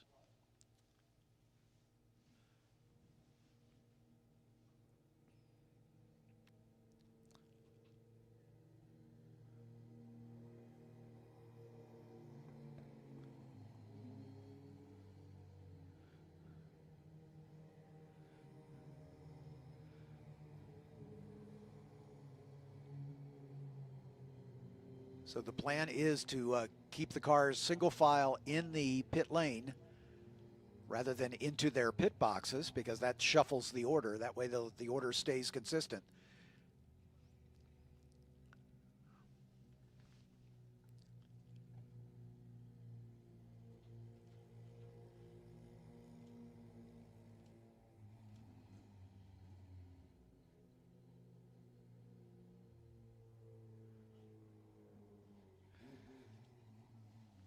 Under red flag conditions, the teams are not permitted to do any work on the car other than obviously the tire changes. So they can't make wing adjustments, they can't make suspension adjustments.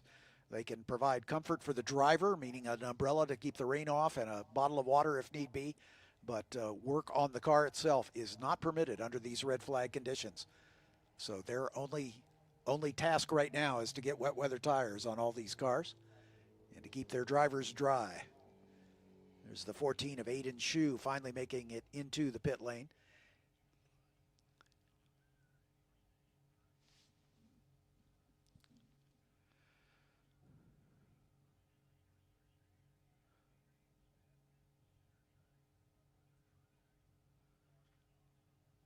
We're getting confirmation from race control as well as that they're going to suspend the three team member limit over the wall because of the tire change, so the teams can send multiple people out over the wall for the tire change.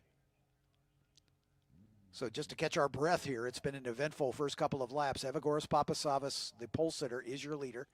Kekai Hawanio, who started back in row 6, up to second. Luke Powers in the number 5, who started 8th, up to 3rd. Brady Golan still in the 4th spot. He started on the off pole in the number 40 car. Christian Bogle in the number 7, started 5th, running 5th. Alejandro Balbadia, the biggest mover, from 13th up to 6th. Eric Wisniewski started this race in 10th. He's currently 7th. Barrett Wolf in the 13 started 11th, currently 8th. Whitney Strickland started 12th, currently 9th. And Aiden Shu, the last car in the points-paying positions, in the number 14. Aiden started in 9th, so dropped 1. James Lawley, one of the cars involved in that incident down at turn 3. Cooper Shipman as well in the number 10. Harbor Doss in the 9. Kevin Jansen in the 24 at the back of the field.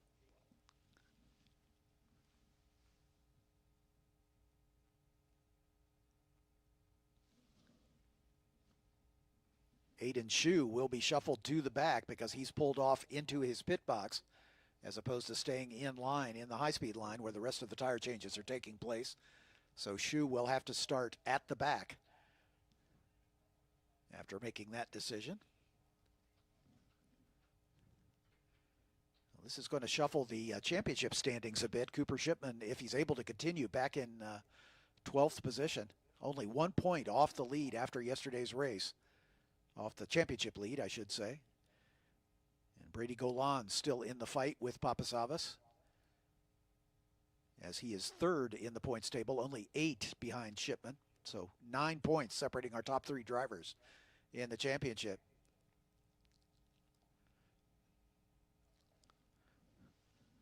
Once again, no work on the car, including wing adjustments.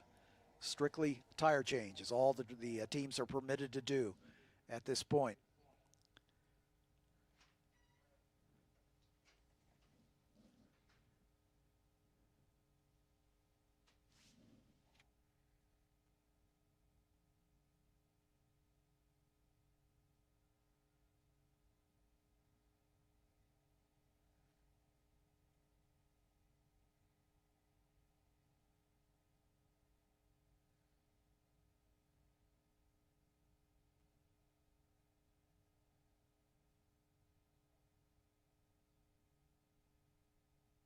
So 11 cars in the pit lane. That means 3 cars are still being recovered out on track.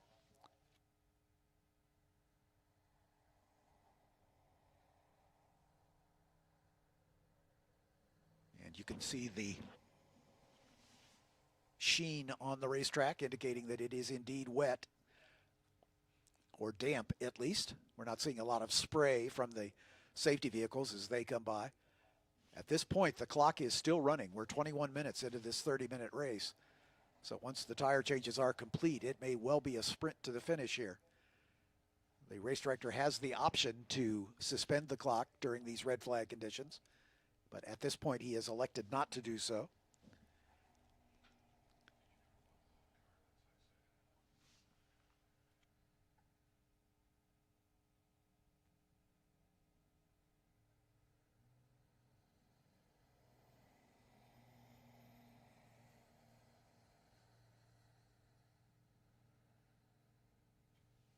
sweeper truck being dispatched to the scene of the incident down there at turn 3, as we did have some debris on the racetrack, so that will delay the cleanup just a little bit.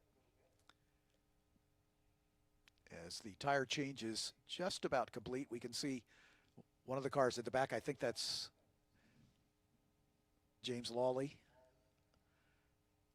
being attended to.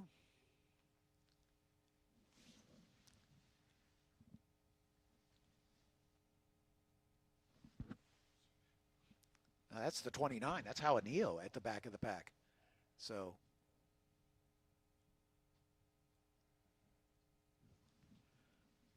I'm so confused.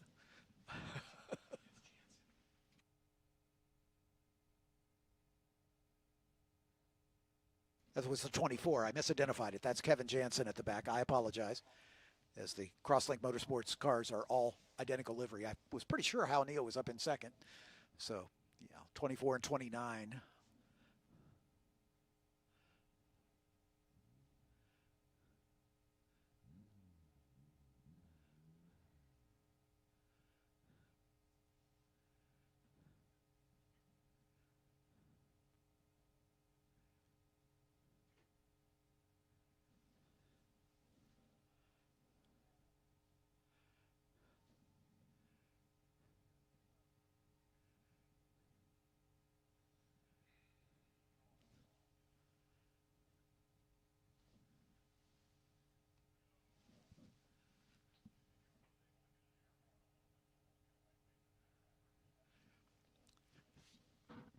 These multi-car teams having to hustle to change tires on multiple cars. And Barrett Wolf's car now coming under attention, currently in 8th position.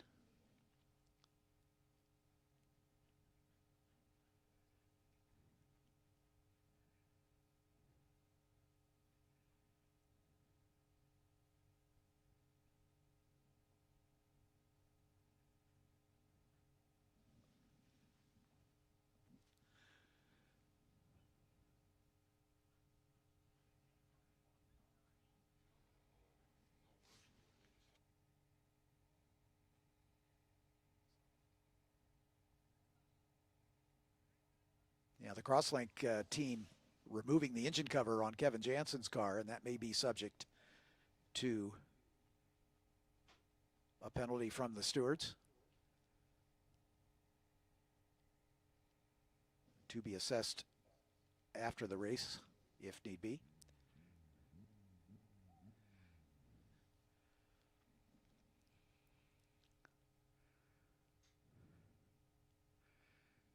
Yeah, just getting word timing and scoring, alerting the race director that we have, as we're going to add some time to this race, but it's a matter of gauging the track conditions before that final decision is made.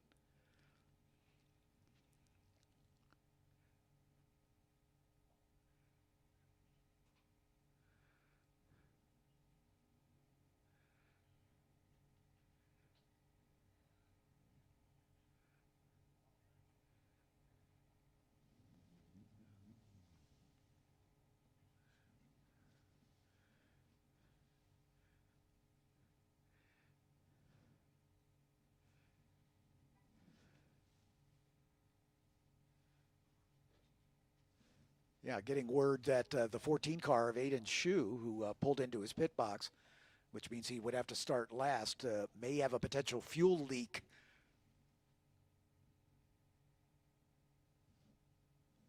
on the car. A little bit of an updated schedule coming up here. Of course, originally 11:25 is groups 5A, 7, and 11B. We're just approaching about 10 after 11 right now. So still have the possibility to get there, but it's very possible we'll push that final SVRA race group here in Racing America back just a hair. Fan walk still scheduled to go at 12:10, but with the weather, yeah, that kind of weather dependent here. We have not heard a definitive word, but if it is raining, the fan walk will most likely be canceled. So we may pick up a little time during the lunch break to make up for time lost here in this situation. We do have Junior Formula Championship race coming up at 12:50 this afternoon. That would be the tentative start for the afternoon stream here. But we'll continue to keep you posted as things develop. Obviously, I see a lot of the teams have kind of stepped away from their race cars on the grid, so it looks like once we can resume, that they'll be ready to do so.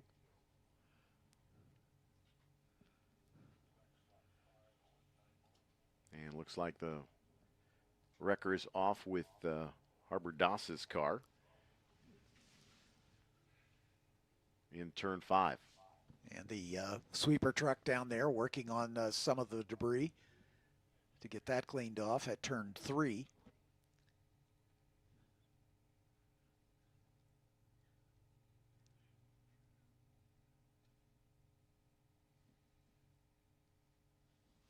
Sounds like some kitty litter going down, which is somewhat counterintuitive with the rain. It'll kind of help thin it out a bit, but is it scoopable? That's the question. Well, it looks like the vac truck is down there, which is not one that comes out often, but it does occasionally. But you got a couple of sweeper trucks down there laying some kitty litter down from Sargento counter race back to 3, and then there's the vac truck, plus a couple of Road America safety team vehicles as well. These are always difficult situations, especially if there is fluid down and certainly debris as well. Yep. Because, obviously as these formula cars have a little bit more carbon than sheet metal, they can be very sharp, and it's difficult to see them in the wet conditions. Sure. And so sometimes they'll bring out the vac truck just to kind of help with the bits and pieces too. Yep. In that scenario, but the kitty litter, especially, it's with the moisture on the racetrack, plus what we're actually trying to draw up, the slippery lubricant, in that situation, it just becomes a mess. So not ever suggesting this. So if there's any little ears that are little daredevils in your homes that are out there today, don't recommend doing this, but take a gallon of water and a quart of oil and pour it in your cat's litter box. That's pretty much what they're trying to pick up right now. It's not pretty, and it's not easy. Yep. But this is not the first rodeo for the safety crew here at Road America, so they can certainly handle this with no problem at all. And it's also the reason why I'm in this booth and not out in a safety truck somewhere. They don't want me anywhere near that. So.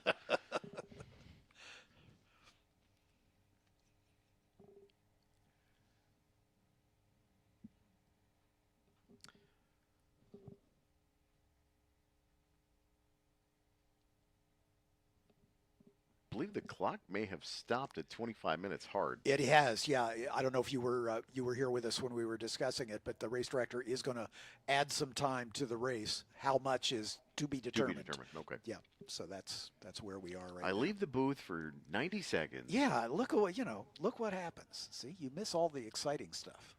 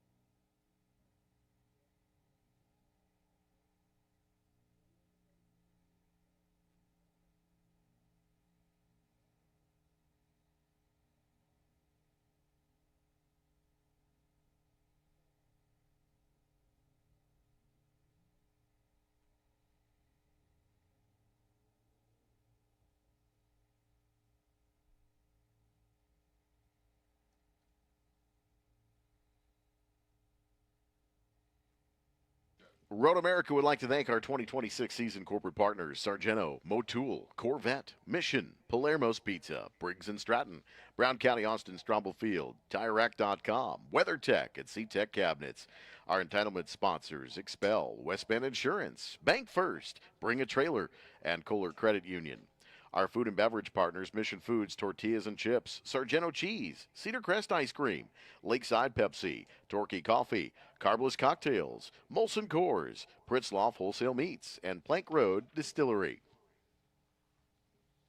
Our fire and safety sponsors, Jefferson Safety, AMR, Crete Trucks, Bobcat Plus, Wheelan Engineering, Safety Clean, and Soundhouse Hearing Protection. Our partner organizations, Quick Trip, Spark Ops Fabricators, Wisconsin Lighting Lab, Sign Me Up, Skag Power Equipment, Yamaha, H&R Springs, Jim's Golf Cars, Mulch Express of Wisconsin, Catalyst Exhibits, Sheboygan Chevrolet, Third Coast IT, Eden Valder Stone, Clean Tools, Collins Classic Automobiles, The Walbeck Group, Speed Seat, Wisconsin Lottery, N-Tech Solutions, Smith Oil, Meekum Auctions, Tietz's Piggly Wiggly, McMahon Engineers and Architects, Race Quip, CertaPro Painters, and Kunis RV, our 2026 track partners at America's National Park of Speed. Shuttles running throughout the day as well today, getting you back and forth between the Briggs & Stratton Motorplex, the Paddock Shop, and, of course, any of the other stops along the way. Just look for the waving shuttle flags at each stop. The trams will be by every 15 minutes or so. Just got word from race control. The 5-minute board has been shown to the field. We're about ready to restart, and it's going to be a green-white checker. So 2 laps at speed. And warning all the drivers that the track is slipperier than it was when they came in.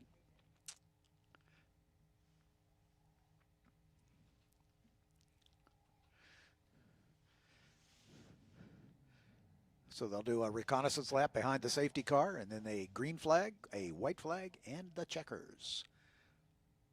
Fingers crossed that we get that far without further.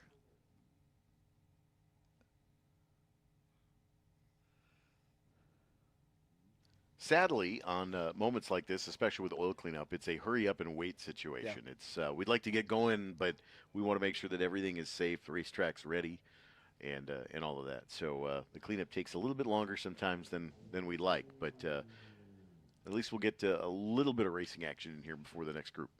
Well, and keeping the racetrack safe is what it's all about. I mean, that is our primary concern for all of our classes here, not only the vintage classes, but the formula classes as well. And we want to keep it as safe as possible. We can't remove all the risk, obviously. Motor racing is a risky sport, but we try to minimize that as much as we possibly can.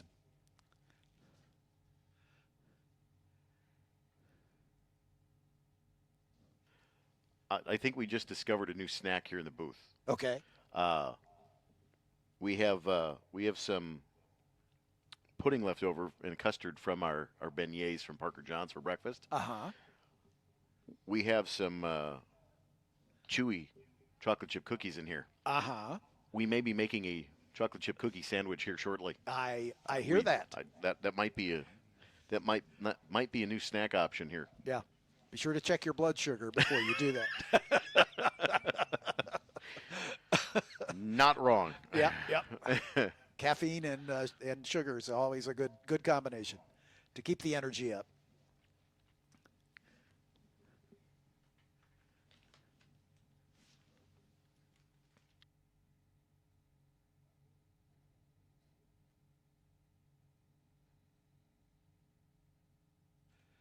Three-minute board is up on the field as we're getting ready to send them out behind the safety car. 1 lap behind the safety car. The green flag will be shown for a single file restart. And chaos will ensue as we'll go around 1 lap. We'll see the white flag next time by and the checkers the 3rd time by.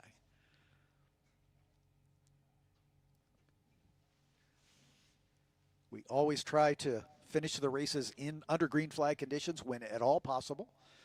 I think we had 1 race at NOLA that we had to finish behind the safety car because of a late, literally last lap incident. But whenever we can, we try to make it possible for these drivers to finish under the green. And the 1-minute board's now up on the field.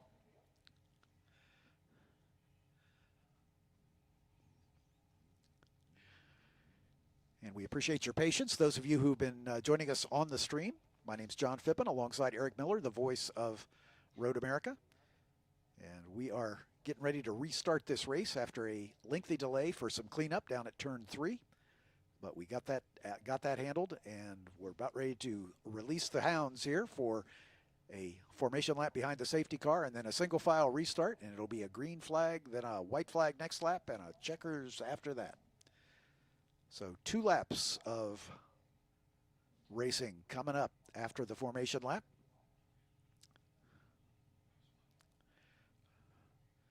Safety car rolling out of the pit lane, the Ray Skillman Auto Group Ford Mustang, new safety car for us this year. James Rogerson at the helm.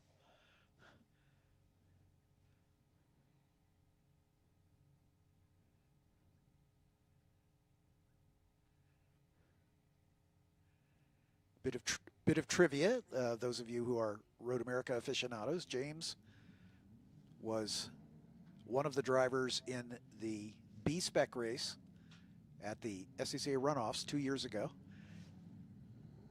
His son and his grandson were all in the race, and his grandson won it. So I think that may be the first time that 3 generations of racers were in the same race at a runoffs. We've had many father-son deals, but I think that's the first time we had 3 generations in it. James was a proud grandpa on that day, no question. The field is rolling behind the safety car down into turn 3. Again, this reconnaissance lap gives the drivers a chance to see where the oil dry and the cleanup has been, where the damp spots are still on the racetrack.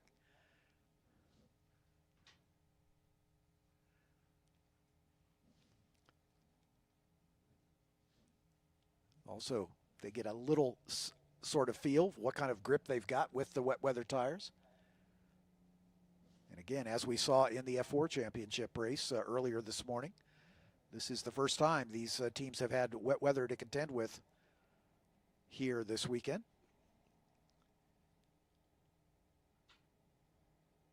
We had a dry track for all 3 of our races at NOLA, so this is the first time they've had to deal with damp conditions on the racetrack and rain tires.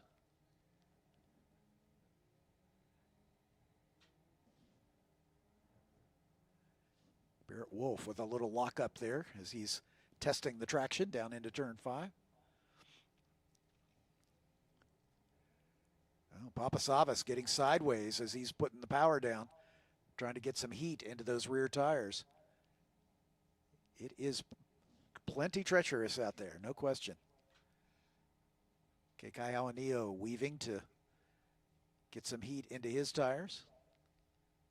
Christian Bogle up there in the top 5.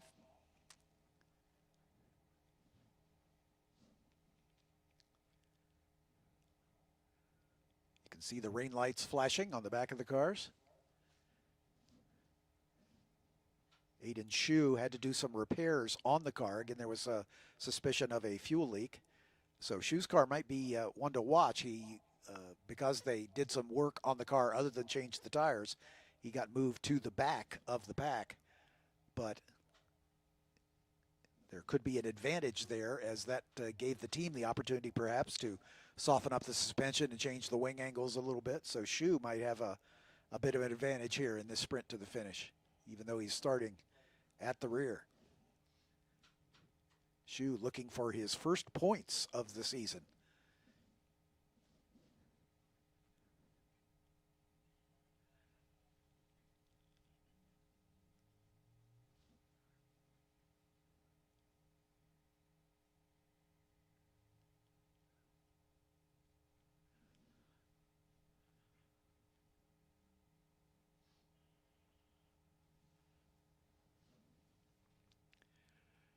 Okay, the formation lap is finished. Lights out on the safety car. It'll come into the pit lane and a single file restart. 2 laps to go. Keep your fingers crossed. Field getting spun up the hill here. Papasavas begins to increase the pace just a bit, and there's the green. Christian Bogle in third, Luke Powers in fourth, Bobadilla up to fifth, Cooper Shipman in sixth, Brady Golan seventh, Whitney Strickland, the lead Masters driver, in eighth, Barrett Wolf ninth, and Kevin Jansen rounding out the top 10. A little wide through turn 10 for a couple drivers, but everybody's keeping it on the straight and narrow at the moment. Brady Golan making a move down to the inside, trying to improve his position from seventh. But the two Crosslink teammates going after it here. As Papasavas has got Alanillo all over his back, and they are side by side in the run down to turn 5. It's a braking duel. Papasavas on the inside, Alanillo on the outside.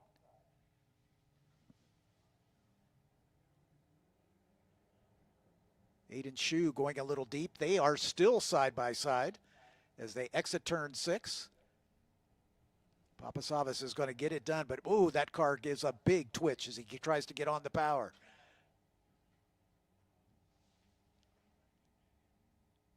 And that's Kekai Halanillo at the point. Papasavas back to second now. So Halanillo, after starting deeper in the pack, 6th on the starting grid, finds himself in the lead here. And Kekai looking for his first win on the year. He's had 2 podiums so far, but this one isn't done yet as he weaves his way through the little short chute from the exit of the carousel to the kink. And those two getting away from the battle.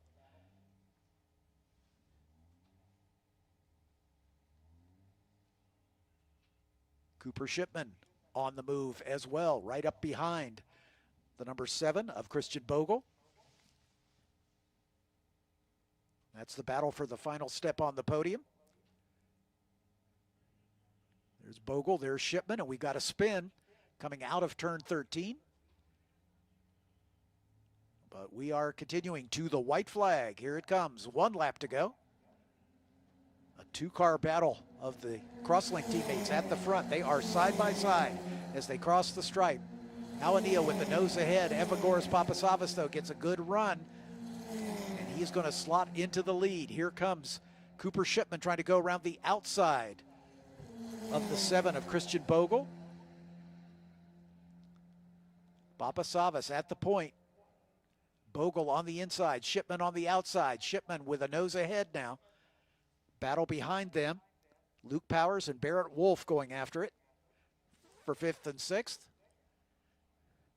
On the final lap, Cooper Shipman up onto a podium position into 3rd now as he gets in front of Christian Bogle. Papasavas holding off the challenge from his teammate Kekai Halanillo, then Shipman, then Bogle, then side by side behind with Luke Powers and Barrett Wolf. As they climb the hill, 3 2-car battles here in our camera shot. Full course yellow is going to come out. The 8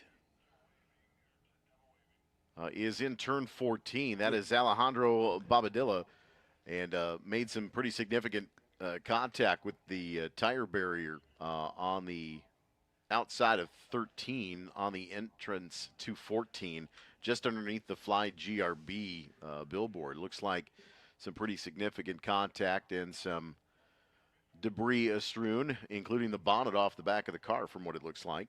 Yeah, so over we're at 14. So full course yellow coming out here. Yeah, we saw that developing as the field came around to end that first green flag lap. And unfortunately unable to get that car out of harm's way. So we're going to have to end this one under yellow flag conditions. So Evagoras Papasavas notching his 2nd win on the season. Kekai Halanillo, his 3rd podium on the season with a 2nd place finish. Cooper Shipman with his 4th podium on the season with a 3rd place finish.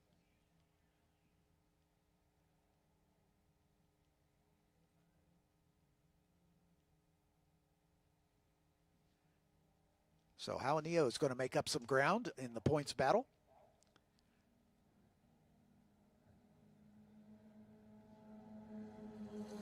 Checkered flag is flying as those 3 across the line. I'm going to get ready for the podium. We've got 1 more race to go before the lunch break. SVRA groups 5A, 7, and 11 coming up next.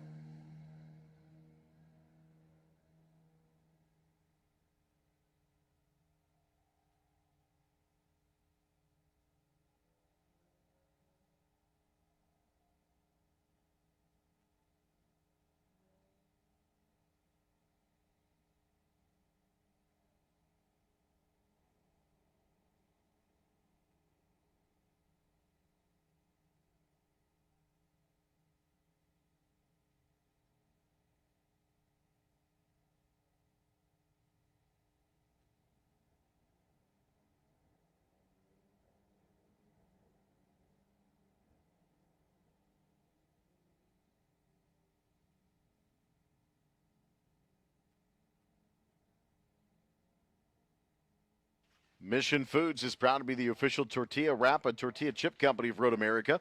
Fully loaded tacos, fast wraps, piled high nachos, whatever you crave, Mission has the products you need to fill up and fuel up to take your race day to the finish line. Keep your racing delicious and enjoy all the mouth-watering action. Brought to you by Mission Foods. Now that's too fast. Too tasty. Sargento, the official cheese of Road America, invites you to enjoy a delicious Sargento cheddar cheeseburger today at any nearby concession stand. Race fans know the best cheese is real cheese any way you slice it. Sargento, we're real cheese people. Safety Clean, a Clean Harbors company, is the official fluid recycling service company of Road America. Safety Clean provides automotive fluid recycling services for the competitors racing here at the track. Safety Clean is the largest refiner of used oil, antifreeze, and cleaning solutions worldwide, and Safety Clean encourages all race fans to do your part to properly dispose of your used automotive fluids. Safety Clean, a Clean Harbors company. Help make green work. If you love your ride, but you're looking to do some upgrades, golf car lift kits, stereos, lights, and more, all available at Jim's Golf Cars. Locations in Reedsville and De Pere, Wisconsin. Give Jim's a call for full service sales, parts, and rentals. Authorized club car dealer with Wisconsin's largest rental fleet. Give Jim's Golf Cars a call for all your needs, and remember, the golf car, not just for the golf course anymore. Ladies and gentlemen, Road America proud to welcome the newest chapter of Women in Motorsports North America, the WIMNA Elkhart Lake chapter. Since 2022, Road America has proudly partnered with WIMNA through track events and the Women with Drive, driven by Mobile One Summit. Helping create opportunities for women and girls across all areas of motorsports, the new Elkhart Lake chapter focuses on networking, mentorship, education, and community building while encouraging the next generation of women in racing and motorsports careers. Please join us in welcoming the WIMNA Elkhart Lake chapter to the Road America family and learn more at womeninmotorsportsnorthamerica.com. Race fans, EV charging has come to Road America. The new Clean Energy by EV charging station provided by NTech Solutions is located at the top of the Paddock Hill. NTech Solutions partnered with Road America in the Go Green initiative to bring you free solar-powered EV charging. For more information about their renewable energy solutions, visit energybynTech.com. NTech Solutions, making clean energy smarter. The Village of Elkhart Lake welcomes you to Road America and the National Park of Speed. Following today's events, head north out of the gates into Elkhart Lake for great food and live lakeside entertainment. Let the fun continue to Wisconsin's legendary getaway, Elkhart Lake, Wisconsin. Spark Ops Metalworks is proud to be the official metal fabrication partner of Road America. Spark Ops is the professional partner you need when it comes to metal. Spark Ops provides fiber laser cutting with either oxide-free nitrogen or oxygen with cutting capability up to 1 1/2 inches thick. Press brake and part forming up to 3/8 inches thick on CNC Bistronic brakes. Spark Ops offers both robotic and manual welding services along with full metal finishing for your parts. Contact Spark Ops today or visit them at sparkopmetalworks.com. How fast does a car have to go to make a 2-minute 30-second lap here at Road America? Well, how about a 2-minute flat? Find out the top speed of your favorite cars with the CollinsClassicAuto.com Speed Zone in Turn 5. Visit CollinsClassicAuto.com today for all of your collector car buying, selling, and consulting needs. Collins Classic Automobiles, proud sponsor of Road America. Welcome to the home of one tough animal. Bobcat Plus, Wisconsin's largest Bobcat dealer, has your winning combination of reliable machines that get your jobs to the finish line. Visit them for sales, service, parts, and rental in De Pere, Appleton, Butler, and Eau Claire. Don't forget to gear up with the best value and safety. RaceQuip keeps you covered head to toe, including youth products. Visit RaceQuip online or in the Road America Paddock Shop. Gear up, strap in, and let's go race. Race fans, while drivers battle at Road America, cool off with a zero-carb, zero-sugar Carbless. Full throttle flavor in a can. Grab one at a local concession stand at Pearls, Altona, or Los Amigos in Turn 1 and catch the Carbless race car on the track. Carbless, live blissfully, drink responsibly.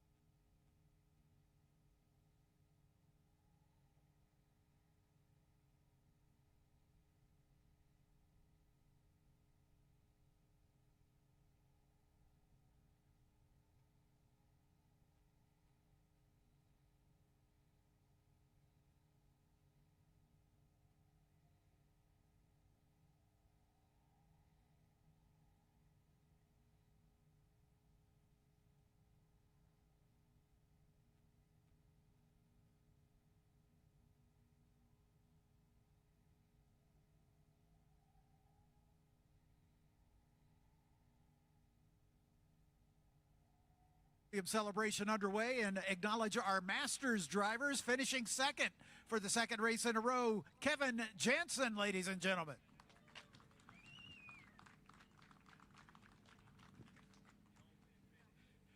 Not only do you finish second in the Masters, but you're in the points, my friend. Oh, well, I got to tell you, that was a really strange race. Yeah, that was pretty odd out there, I got to tell you. Yep, that was crazy. Well done, my friend. Yeah, I was a bit scared out there, too, I got to tell you. I don't blame you. Kevin Jansen, our second place finisher in the Masters competition for Crosslink Motorsports, and winning the Masters for the second day in a row, Whitney Strickland, ladies and gentlemen.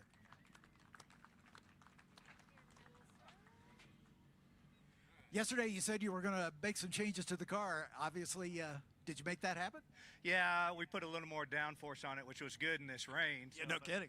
I wish it would have been raining really hard the whole race, because that would have been much better. So, but anyway, got to finish and avoided a bunch of accidents, so that was great. Congratulations. Whitney Strickland, our winner of the Masters competition this weekend from Hillenberg Motorsports.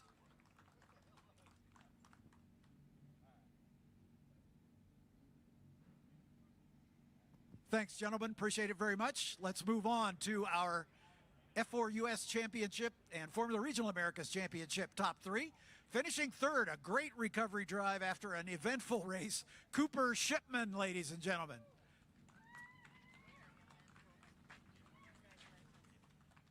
Wow. Yeah, wow. Yeah, it was a crazy race, which we kind of expected going in. I just kind of left myself in a vulnerable position there on those opening laps, which caused a spin. But from there, I just was focused on damage limitation and taking whatever I could. And the important part was we had the pace to fight for the win. So, yeah, rain or shine, we'll have the pace to fight. So it's just on me to put a complete race together. Good luck this afternoon. Thank you. Cooper Shipman, ladies and gentlemen, third place finisher for Kiwi Motorsport. Let's bring up our second place finisher, Kei Hawanio, ladies and gentlemen. Kei. Finally, we get you back on the podium, my friend. Yeah, it was a crazy race. Just glad to keep the car in one piece. A lot of cautions there, but hoping to bring it back one step higher next race. Those last couple of laps with your teammate were very entertaining to watch. I hope it was fun to drive. Yeah, it was a lot of fun. You know, glad that we have both Crosslink cars up here. Yeah, come back to the next one. Okay, congratulations. Kei Hawanio, ladies and gentlemen, your second place finisher. His third podium on the season. And now the man who survived all of the Sturm and Drang throughout the course of the weekend, Evagoras Papasavas.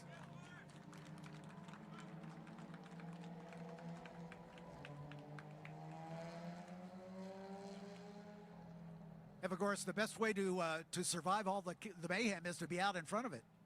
Yeah, but you know, it has its positives and negatives. Being out in front means I'm the first one into all these corners, so especially out on the slicks, I genuinely had no idea what to expect. Thought I was going to lose it a couple of times, but just happy to keep it on track and to keep it in peace. We saw you warming up your tires after the tire change, and it was a little treacherous out there, even with the wet weather tires. You got a little tail happy a couple times as you tried to put the power down.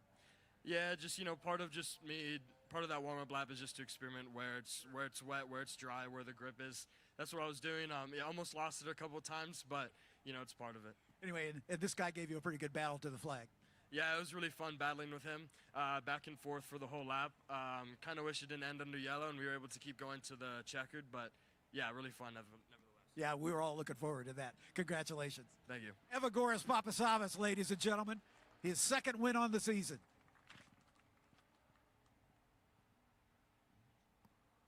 Hankook hats on all of our drivers for this first round of the hat dance. We'll swap to the Ligier hats for our three drivers once again. Thanks to Ligier, Mo Murray and his entire crew helping us with all three of our championships.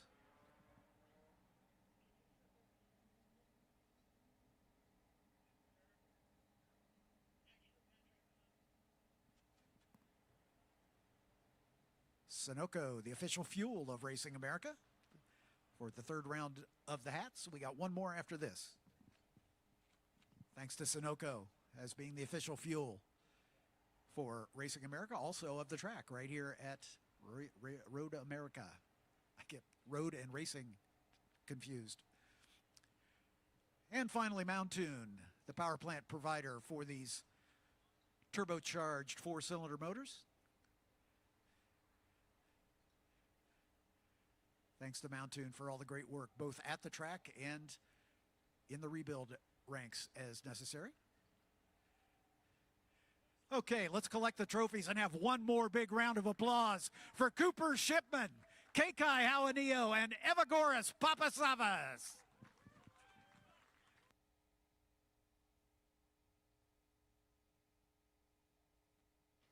Thank you, John. Victory celebrations concluded for the podiums, and we'll get to do it again this afternoon.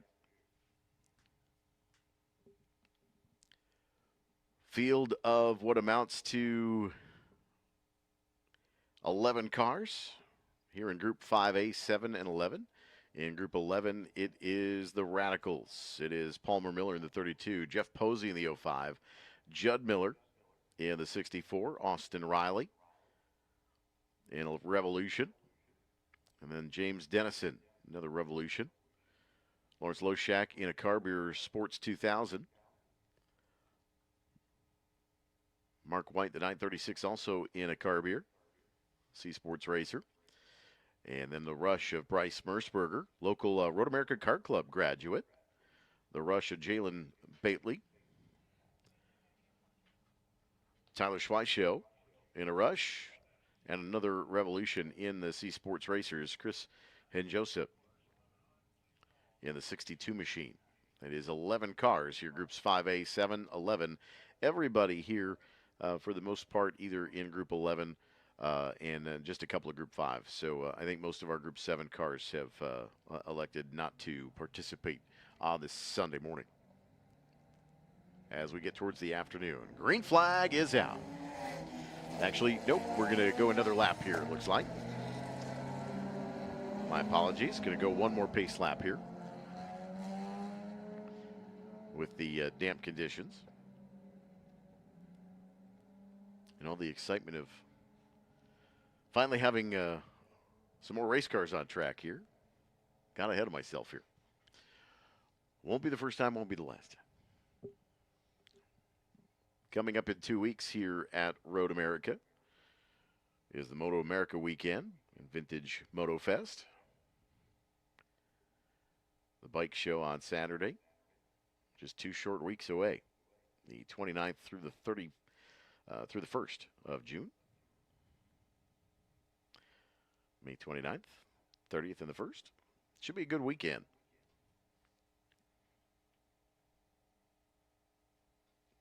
Moto America on the upswing. Of course, one of the competitors on the bikes, Kayla Yakov for Ray Hall Racing. He's put together a couple of lights out rounds. She made her debut a couple years ago here at Road America. Good to see her continuing to progress her career there in Moto America, but looking forward to 2 weeks from now. Hope everybody has a great Memorial Day weekend coming up next weekend as well.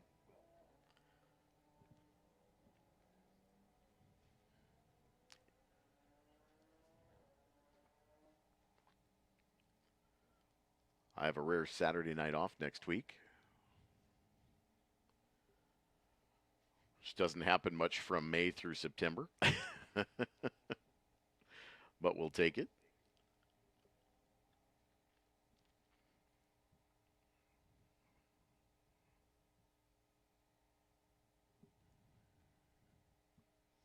Underneath the Motul Bridge over in the carousel. Waiting the field to circulate, coming back to the green flag, likely this time by.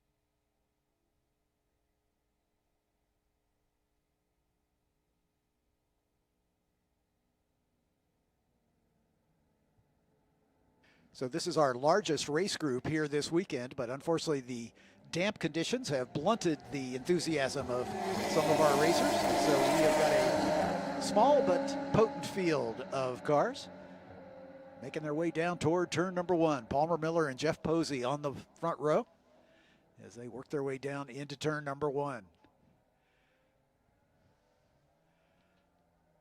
The Radical SR10s, the Revolutions, a couple of Carbers for the Sports 2000s, and a bunch of Rushes, the diminutive little Rush SRs, short wheelbase with the motorcycle power plant. Go-karts with some power. Yeah, that's right. That's right. And that's not a slight on those cars. Not a bit. They look like a ton of fun to drive. Yeah. I'd love to hop in one.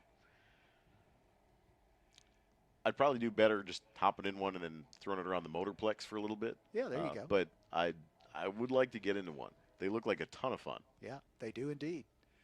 Bang for the buck. I think it's about as good as you can do. It's a very popular track day car.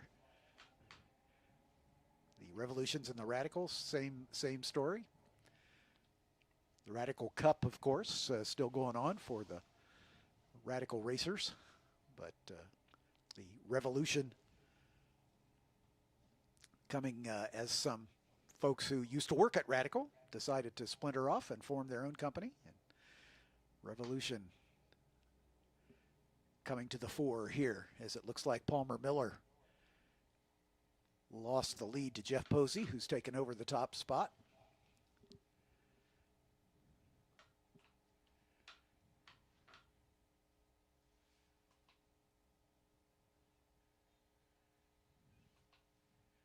There's Palmer Miller in second spot, I think that is. Working through Thunder Valley, top of the hill at Bill Mitchell Bend. Chris Hinojosa in the blue and black Revolution working his way up into the top 4, it looks like. He was well back in the order. He got a great start and was 3 wide by the start-finish line. Yeah. So they can go once the green flag comes out.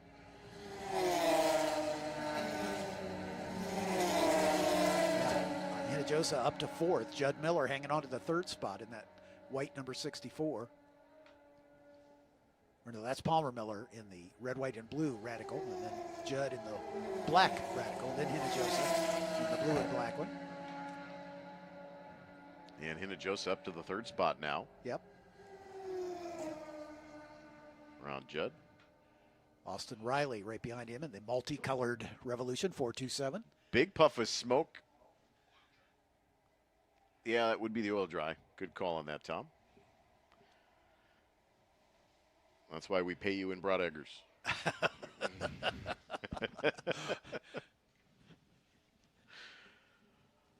Don't forget the chocolate chip cookie sandwich. Oh yeah, we haven't made one yet. Yeah, it's coming. Might have to do that at the lunch break. Good battle at the front. Palmer Miller's hanging right in there in the SR10.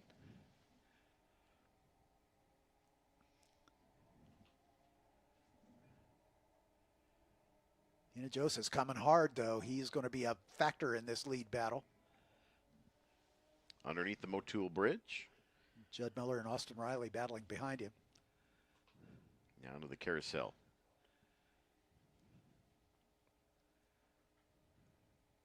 John's not going to get a chance to experience it this weekend, but there's another camera coming in the carousel. Okay. For our portfolio. Nice. A little bit easier for us to tell a story. Again, big kudos out to the Road America technical staff. They answer the call every 15 minutes, regardless of what it is. If it's something at the gate, something in the main office, me breaking something in here, pushing the wrong button, pushing the wrong button, which is probably about 95% of their job. But those guys, Larry and Dan, do a fantastic job, and. Again, your leader spins off of 14. Ooh. Miller, hard on the binders. Whoa, that was close. Hinojosa takes advantage to go to the point. Austin Riley up into the 3rd spot now as Judd Miller drops back to 4th. Palmer Miller is all over the new leader, Chris Hinojosa, as they head down toward turn 1. just to put a button on the technical staff, whether it's a race team that gets plugged in or gets a video feed at their transporter or they get internet, everything in the suites, it's all done by that staff, and they do a fantastic job here. Austin Riley, by the way, dives down inside Palmer Miller to move up to second. And Palmer Miller answering back as they're side by side, heading down to the Marine Sweep toward turn 5. Miller back in front. Austin Riley right on his gearbox. Judd Miller there in 4th.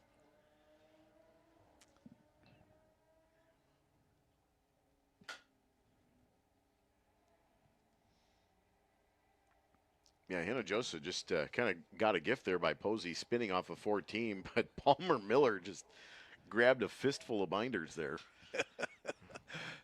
But still managed to hang on to second spot until they got down to turn 1, and Austin Riley was able to get by him.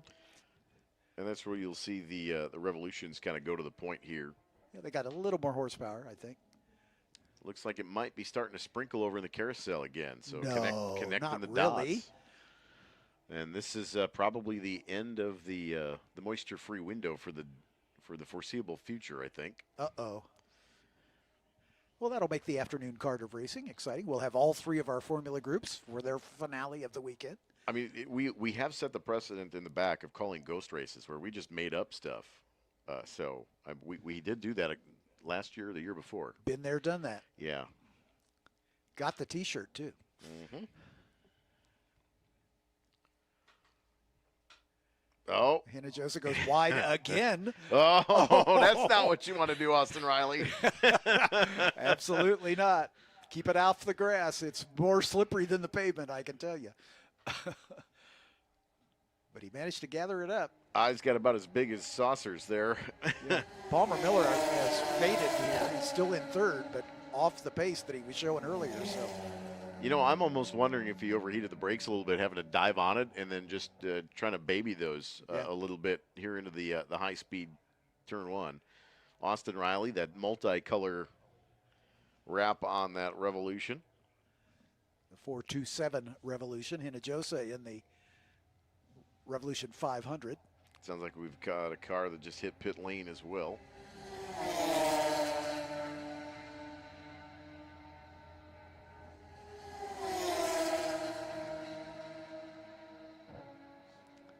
And that would be Judd Miller.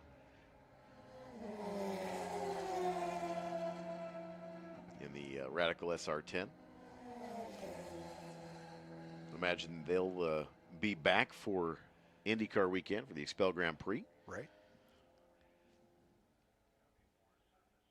And it sounds like some reports at 4 and 4A. Just past Sargento reporting some liquid sunshine. We're just a little past halfway here. It makes sense. Again, the weather coming from the southwest, so those would be the first areas to experience the sprinkles if they're moving that way. You can definitely tell it's starting to sprinkle a little bit harder near the Motil Bridge there. And there's the turn 10 camera. Always the telltale. That is not a smudge from a bug. That is raindrops on the camera lens. But hey, we got a good battle here at the front. Hinojosa and Austin Riley hanging right in there. And it looks like Palmer Miller's maybe back up to pace a little bit, so took a lap off to cool the brakes down. Well, also not having as much horsepower kind of helps on exit with the track being a little bit more moist. Yeah, it has to feather the throttle a little bit. I'm sure these cars have traction control, so that probably helps. I'm not sure, but I would guess that they have traction control. Oh, and Hinojosa goes around. Turn 13 has been a problem for him. And he loses the lead, and he's going to lose second place as well. I think he's probably killed the motor trying to get it refired. So Austin Riley takes over the lead. And Palmer Miller has new life now. Well, tell you what, Austin Riley has made the best of the opportunity I'll say. so far. You know, Hinojosa came from a little bit deeper in the field and raced his way up to the front.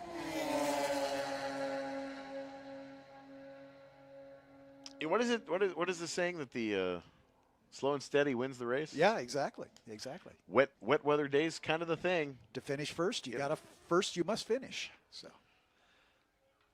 Indeed. Yeah, and Austin Riley, I think, being a little circumspect as he saw that spin right in front of him. So he's backed off the pace just a little bit. He wants to bring it home, and that's opened the door for Palmer Miller to close back down. Well, I would think by this point, Palmer Miller's kind of got that Code Brown situation going on because it's been all happening in front of him. They call that the pucker factor. and he's taking gotten the around. lead. Yeah, he's gotten it done. And again, a little bit less wheel spin with a little bit less horsepower, even with the moisture falling here. As I said when I interviewed Evagoras Papasavas after the last race, I said, well, you can avoid the chaos by getting out in front of it. He says, well, that's a double-edged sword. You're the first person into it. Because you're the first person to see all this stuff that's going on. And as the track evolves.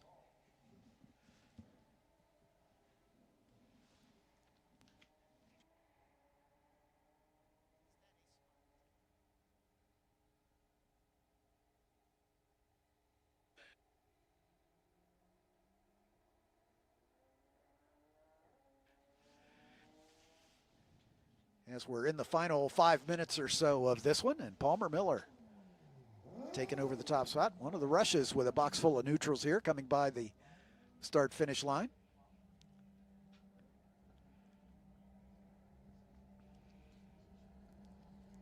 Palmer Miller stretching his advantage now. As these changing track conditions affecting the racing. But these drivers doing a good job of keeping it on the black part. Even when Hinojosa spun, he kept it on the racetrack. And he's still in a podium spot.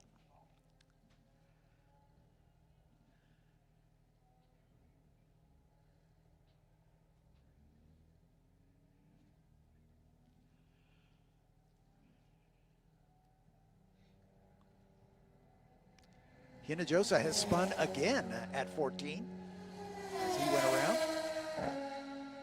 putting the power down a little too aggressively. And at the moment, not moving from that position. Now he's got it rolling again, doing a multi-point turn. And on a hot racetrack, that is tough. Well, it also helps when you've got a little bit of a gap built up. Yeah, yeah. Yeah, there was about 26 seconds back to Jeff Posey, the fourth place runner. So he has got a little time to get it pointed back the right direction. Going to have quite a little bit of a band of moisture here. Then there's going to be a little bit of a gap. And then I think by the time we get to our post-lunch race, I think we're probably going to be looking at a much more damp racetrack. Jeff Posey was able to get around Chris Hinojosa as he was getting his car pointed back the right direction. So Posey now up to third. Posey trying to salvage something after spinning out of the lead. Yep, exactly.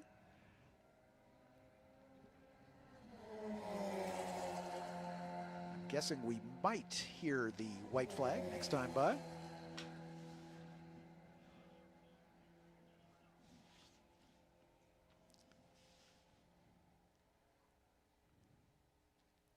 Hinojosa having spun twice now. And Hinojosa kind of tucked right underneath the gearbox there, and you can definitely tell struggling getting the power down up the hill. Yeah. Behind Posey. Actually, he spun 3 times, actually. Twice at 14 and once at turn 13. Leader coming through the kink, and surface flag displayed at turn 8, just letting the racers know that definitely moisture on the racetrack. Or parts of another race car, but in this case, it's for moisture. Definitely a little bit harder down there in the carousel. You know, we always joke. I mean, we can certainly see the sprinkles here falling on the main straight and starting to see some water drops bounce, which means that the surface completely saturated. But you can have 2 different ecosystems and sometimes 3 at this racetrack. It's big.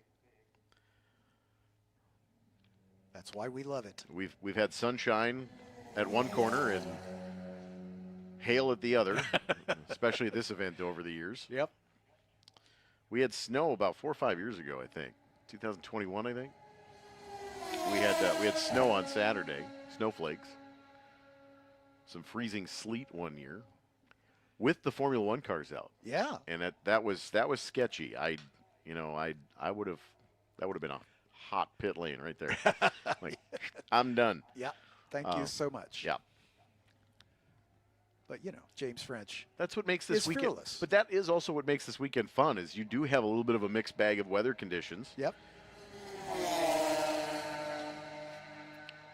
White Silk is out. Final lap. Jalen Batley in the 5th spot, about 13 seconds behind the top 4.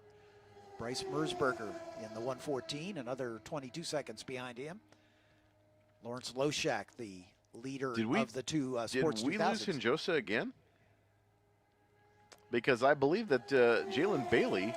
Yeah, Hinjosa hasn't come by. We lost Hinjosa again somewhere. That would be the 4th situation, I think. Yeah, there he is. And he's behind Bryce Mersberger. Yeah, Mersberger in the one of the rushes. No, that is not him either. He has still not come by to complete race lap number 7, as Lawrence Loshak and Mark White have both come by. There's Austin Riley going way long in 8, turn 8, but he kept it out of the grass. Yeah, that would not be a great situation now with the grass definitely a little bit more saturated today. Yep. We call it turbo grass. You go faster when you get on the grass. The coefficient of friction is much less on the wet grass.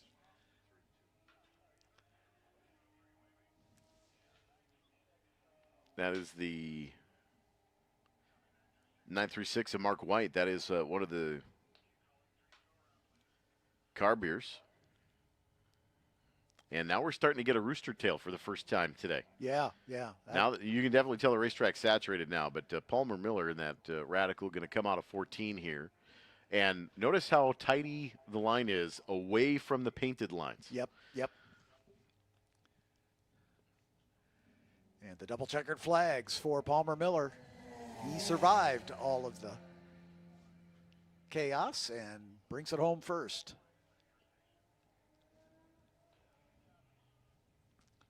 Under challenging track conditions at best. The C's apply, changing and challenging. There you go.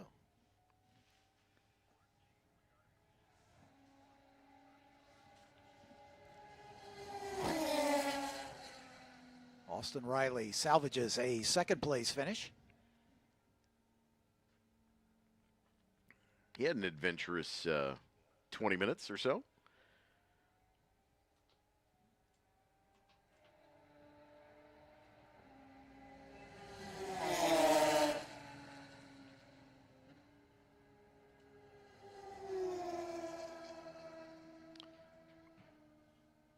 Jalen Batley, that Rush SR, 4th overall.